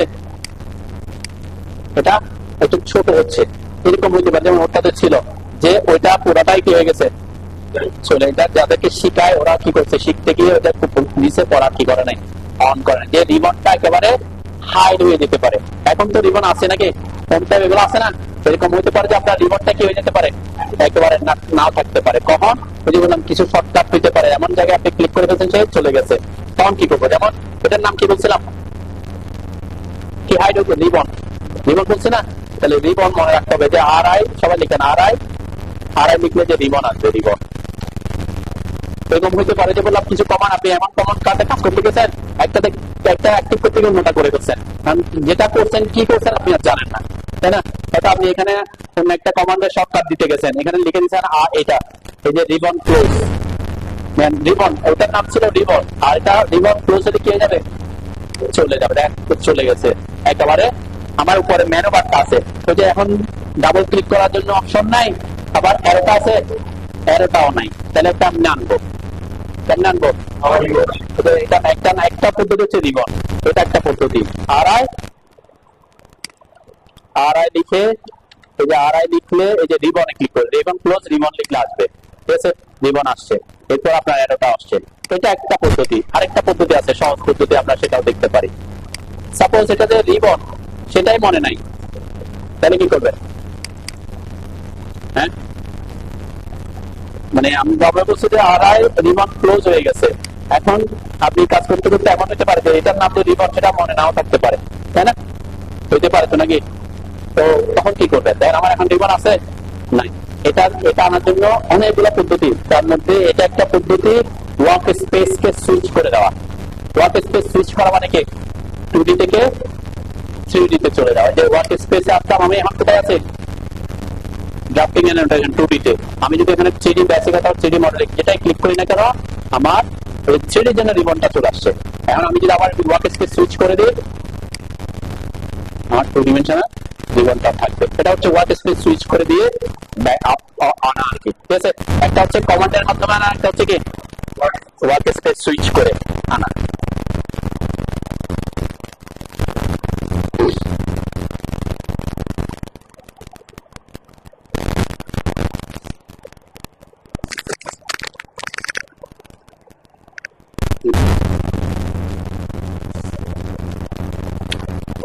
আমার ইন্টারফেসে আরেকটা অপশন আমরা দেখতে পাচ্ছি, এই যে নিচে একটা লাইন আছে দেখছেন, আছে না, সাদা একটা লাইন, এই যে লাইন, এই যে এটাতে আমরা চাইলে মুভ করতে পারি। এটা কিন্তু অটোক্যাডের জন্য একটা গুরুত্বপূর্ণ একটা জিনিস, এটাকে বলে কমান্ড লাইন। কি লাইন? Command type, command. আমরা আমরা এতক্ষণ যা লিখতেছিলাম, এই যে আমি মেনু এমই লিখতেছি না, এটা কোথায় আসতেছে? মাউসের সাথে আসতেছে। অটোকেটিক ইনপুট দেওয়ার প্রসেস দুইটা, একটা হচ্ছে ডাইনামিক ইনপুট, আর একটা হচ্ছে কি কমান্ড লাইনের মাধ্যমে ইনপুট। আমার এই যে এখানে যেটা মাউসের সাথে আসতেছে সেটা হলো ডাইনামিক ইনপুট মোড। এই dynamic input mode on of করার অপশন আছে, ঠিক আছে? সেটা আমরা দেখতে পারি, আজকে দেখি। দেন এই যে আমি বলছি আমি লিখছি, এটা কোথায় আসছে? কোন ইনপুট আসছে? ডাইনামিক ইনপুটে, কমান্ড লাইনে আসে নাই। কেন? কারণ অটোক্যাড দুইটার মধ্যে আগে প্রেফার দেয় কাকে? প্রেফারেন্স দেয় ডাইনামিক ইনপুট মোডকে। Dynamic input mode on off হয়ে যেতে পারে শর্টকাট হইলে, শর্টকাটটি সেটা আমরা দেখতে পারি। দেন ডাইনামিক ইনপুট মোড কিন্তু ট্রি কাস্টমাইজেশন লাইনে আছে। দেন ট্রি কাস্টমাইজেশন লাইনে ক্লিক করেন, আসার পরে এখানে দেখবেন একটা অপশন আছে ডাইনামিক ইনপুট। ডিফল্ট অবস্থায় সেটা এখানে সেটা অ্যাক্টিভ থাকে। ডাইনামিক ইনপুটে আমি টাইপ করতেছি, ডাইনামিক ইনপুট আসতেছে না, সে অ্যাক্টিভ। কিন্তু এটা কি এখানে আছে? এখানে আছে কিনা? এখানে আছে কিনা কিভাবে বুঝবো? ডাইনামিক ইনপুটের মাঝে কোনো টিক চিহ্ন দেওয়া আছে, তার মানে এটা এখানে নাই। টগল কিতে সেটা নাই, কিন্তু সে ডিফল্ট অবস্থা কি হয়ে আছে? অ্যাক্টিভ হয়ে আছে। এই যে দেখেন, একটা জিনিস হচ্ছে এখানে টিক দেওয়া মানে হচ্ছে অন থাকা না, এখানে টিক থাকা মানে কি এটা এখানে আছে কিনা, শো করতেছে কিনা, ঠিক আছে? যেমন আমার এখানে যে গ্রিড এখন শো করতেছে কিন্তু কিনা অন না, তাই না? আমার এখানে এখন ডাইনামিক ইনপুট মোড শো করতেছে না, কিন্তু ডিফল্ট অবস্থায় সে কি আছে? অন আছে। দেখেন কিভাবে, এই যে আমি যদি এটাতে ক্লিক করি এখন এখানে শো করতেছে যে ডাইনামিক ইনপুট মোড। এই যে নিচে একটা অপশন আছে দেখছেন, প্লাস সাইন আছে না সবার আপনাদের এখানে? যদি না থাকে তাহলে ওই ডাইনামিক ইনপুট মোডটা অন করেন, তখন বুঝতে পারবেন এই যে ডাইনামিক ইনপুট। এটা শর্টকাট আছে, এই যে ফাংশনের কি F11 F12 এরকম কিছু। অনেক সময় আমি কিবোর্ডের শর্টকাট গুলোর একটা লিস্ট দিয়ে দিব, যদি আমরা প্র্যাকটিস করতে করতে আপনার মুখস্থ হবে, তারপর আমি লিস্টটা দিয়ে দেবো আজকে আপনাদের গ্রুপে, ঠিক আছে? এই যে ডাইনামিক মোড কি আছে? ডিফল্ট অবস্থায় অন আছে, ব্লু হয়ে থাকা মানে অন হয়ে আছে। সে কারণে সে এতক্ষণ কোথায় আছে? এখন যদি আমি এটাকে অফ করে দিই, অফ করে দিচ্ছি, তাই না? এখন যদি আমি MENE লিখি, কোথায় লিখতেছে সে? কমান্ড লাইনে লিখতেছে, তাই না? তার মানে আমরা ম্যাক্সিমাম কাজগুলো ডাইনামিক ইনপুট মোড দিয়ে করে ফেলি, ঠিক আছে? তার মানে সেজন্য আমরা কি রাখবো? ডাইনামিক ইনপুট মোডটা যদি দেখেন যে আপনি কোন কমান্ড দিচ্ছেন, সে কমান্ডটা কোথায় আসতেছে? কমান্ড লাইনে আসতেছে, ডাইনামিক ইনপুটের মধ্যে আসতেছে না, তার মানে বুঝবেন আপনার ডাইনামিক ইনপুট মোড কি আছে? আপনি এইভাবে অন করবেন। কিভাবে? এই কাস্টমাইজেশন লাইনে এসে কাস্টমাইজেশন লাইনে আসবেন, আগে এটাকে এখানে ক্লিক করে ঠিক চিহ্ন দিয়ে এখানে আনবেন, তারপর এখানে অন করবেন। পার্থক্য আছে। ইনপুট ডাইনামিক ইনপুট মোড আপনাকে কাজ অনেক সহজ করবে। কিছু জিনিস আমরা কমান্ড লাইনে করলে অটোক্যাডকে একদম পিওর বেসিক সে যেভাবে বুঝে সেভাবে বুঝতে হবে, কিন্তু ডাইনামিক ইনপুট মোড কি করবে? আমরা মাউস দিয়ে কন্ট্রোল করে কাজ করতে পারবো। এই জন্য বললাম আমরা ম্যাক্সিমাম কাজ কোথায় করে ফেলবো? ডাইনামিক ইনপুট মোডে করবো, দেখবেন। কিন্তু এখানে কমান্ড, এই যে আমি যেখানে লিখি না কেন, কমান্ড কিন্তু একই, কিন্তু ওই যে ডাটা ইনপুট দেওয়ার ক্ষেত্রে কি করবে? তাদের মধ্যে কিছু বেসিক ডিফারেন্স আছে। এখানে হইলে একভাবে দিতে হতে পারে, ডাইনামিক ইনপুট দিলে অন্যভাবে দিয়ে আমি ইজিলি কাজ করতে পারবো, ঠিক আছে? আচ্ছা, এইটা দেখানোর পিছনে কারণ কি, অনেক সময় আমার ডাইনামিক ইনপুট মোড অফ আছে, এটাও চলে যেতে পারে। কিভাবে যেতে পারে? কোনো কারণে শর্টকাটের কারণে চলে যেতে পারে। কেউ যদি এই যে ক্যান্সেলে ক্লিক করেন, সে এখানে চলে যেতে পারে। চলে গেছে না? এখন আমার কমান্ড লাইন চলে যেতে পারে, চলে গেছে। আপনারা যদি ক্যান্সেলে দেন চলে যাবে আর কি। তো এটাকে ব্যাক করার জন্য কয়েকটা পদ্ধতি আছে, তার মধ্যে প্রথম পদ্ধতি শর্টকাট হচ্ছে Ctrl+9 চাপা, কন্ট্রোল চেপে 9, কন্ট্রোল আর 9, কন্ট্রোল চেপে ধরে 9 দিবেন। 9 দিলে সে অ্যাক্টিভ হবে, কন্ট্রোল 9 দিলে ডিঅ্যাক্টিভ হবে। এটা একটা পদ্ধতি। 9 মানে অন অফ, এই যে command line on, command line of, ঠিক আছে? এটা হচ্ছে কমান্ড লাইনকে। আরেকটা জিনিস, কমান্ড আমরা যে কন্ট্রোল 9 অনেক সময় মনে নাও থাকতে পারে, তাই না? তাহলে কিভাবে আনবেন? এটা যে কমান্ড লাইন, এটা তো মনে থাকবে, তাই না? তাহলে আপনাকে কমান্ড লাইন টাইপ করতে হবে। সাপোজ আমি এখন কমান্ড লাইন টাইপ করতেছি, আমার কোনো কিছু লেখা আসতেছে, এমনি এই যে এটা যেটা আসতেছে এটা অন্য জিনিস, তাই না? ওখানে কেন লেখা আসছে? আসে না। কেন আসে না বলেন তো? যে আমি অনেক কিছু টাইপ করতেছি, নিচে টাইপ হচ্ছে, কিন্তু যে অটোক্যাডে কোনো কিছু টাইপ হচ্ছে, কেন হচ্ছে না? হ্যাঁ, আমার দুইটাই নাই, ইনপুট দেওয়ার জন্য যে দুটো অপশন দুইটাই নাই। কমান্ড লাইন অফ করেছি, তাই সেজন্য নিচ্ছে না। কমান্ড নিবে না, কারণ সে কমান্ড নিতে পারে দুইটা পদ্ধতিতে, একটা হচ্ছে ডাইনামিক ইনপুট মোডের মাধ্যমে, আর একটা হচ্ছে আমার তো দুইটাই তাকে ডিএক্টিভ করে দিচ্ছে, তাহলে কেমন নিবে কেমনে? তাহলে আপনাকে, আপনি কমান্ড লাইন যদি না থাকে, Ctrl+9 মনে নাই, তাহলে প্রথমে আগে কি করতে হবে? আগে হোয়াট ইজ দ্য সুইচ দিয়ে আসবেন, এটা হচ্ছে ডিফল্ট সেটিং এ যেতে পারেন, অথবা যে ডাইনামিক ইনপুট মোড অন করবেন। ডাইনামিক ইনপুট মোড অন করতে হবে নাকি?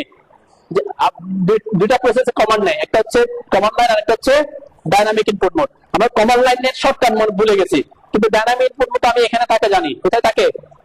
থ্রি কাস্টমাইজেশন লাইনে থাকে, তাই না? এটারও শর্টকাট আছে, আমি শর্টকাটটা দেখাবো পরে।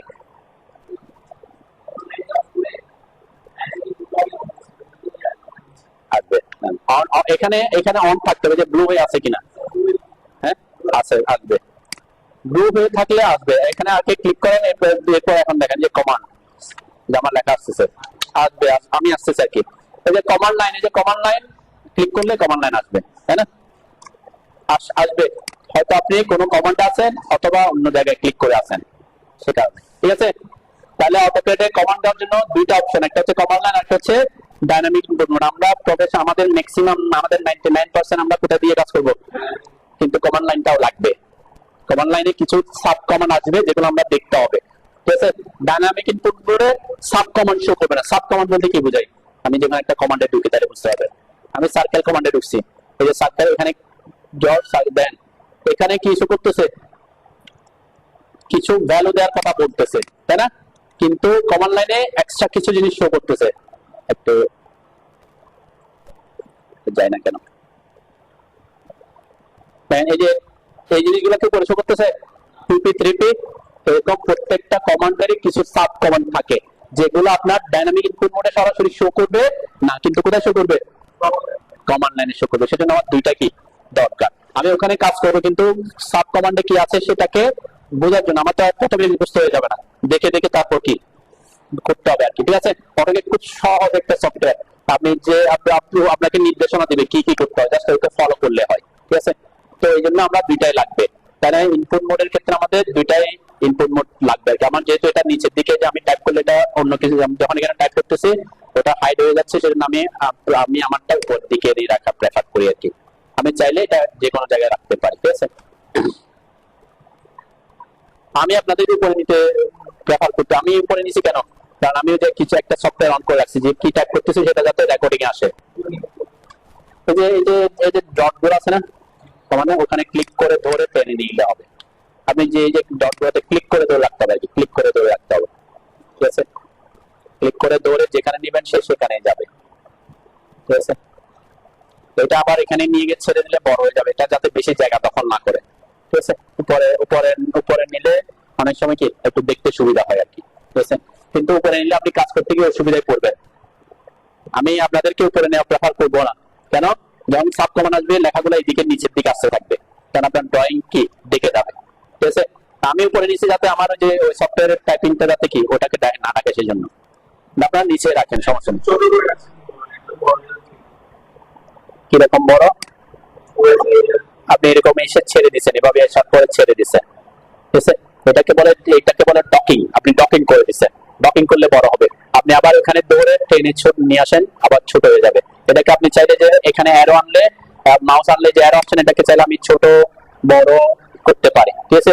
আর আপনি যেটা করছেন সেটা হচ্ছে এখানে ক্লিক করে ধরে এনে সে এভাবে যখন ভিজিবল ইয়া হয়ে গেছে তখন ছেড়ে দিচ্ছেন, এটাকে বলে ডকিং করা। আমরা ডক করে দিচ্ছি, যেখানে ছেড়ে দিয়েছি সেখানে সে কি ডকিং হয়ে থাকবে, সে আর ইয়া হবে না, সেটা আমরা প্রেফার করি না। কেন? সে ওদিকে জায়গা দখল করলে আমার স্ক্রিন কি হয়ে যাচ্ছে? ছোট হচ্ছে। এই যে ডট গুলোতে ধরে এনে আমি টেনে এনে যেখানে ইচ্ছা সেখানে রাখতে পারি, আপনি রাখবো আর কি, ঠিক আছে। চাইলে আপনি এটাকে এরকম ছোট করতে পারেন, বুঝছেন? ওকে, করলাম। তো হচ্ছে মোটামুটি আমাদের সেট। আমরা এখানে কি কি জিনিস কাজ করবো, কোনটার কাজ কি, এগুলা পরের ক্লাস থেকে আমরা পুরোপুরি শুরু করবো আর কি। আমরা ইউনিট সেটিং, তারপরে কি এগুলা সেটিং করা শেষ করে তারপরে ক্লাসে যাব। তো হচ্ছে মোটামুটি আমাদের স্ক্রিনের ব্যাপার। এখানে আরো অনেক সেটিংস আমরা চাইলে দেখতে পারি। আমরা সেটিংস নিয়ে এত বেশি টাইম আর ওয়েস্ট করতেছি না, কেন? কারণ আপনার আলটিমেটলি কোনো মনেও থাকবে না, এটা পরে আমরা ইনস্টল করবো। আপনাদেরকে ক্লাসে একটা যখন এটা ইউজ করব তার আগে ইনস্টল করা দেখাবো, ঠিক আছে। আচ্ছা, এটা আপনাদের আমি একটা ইয়েতে দেখা দিই, তাহলে সুবিধা হবে। এটা সহজ সহজ, আমি আজকের মতো রেকর্ড শেষ করি নাকি?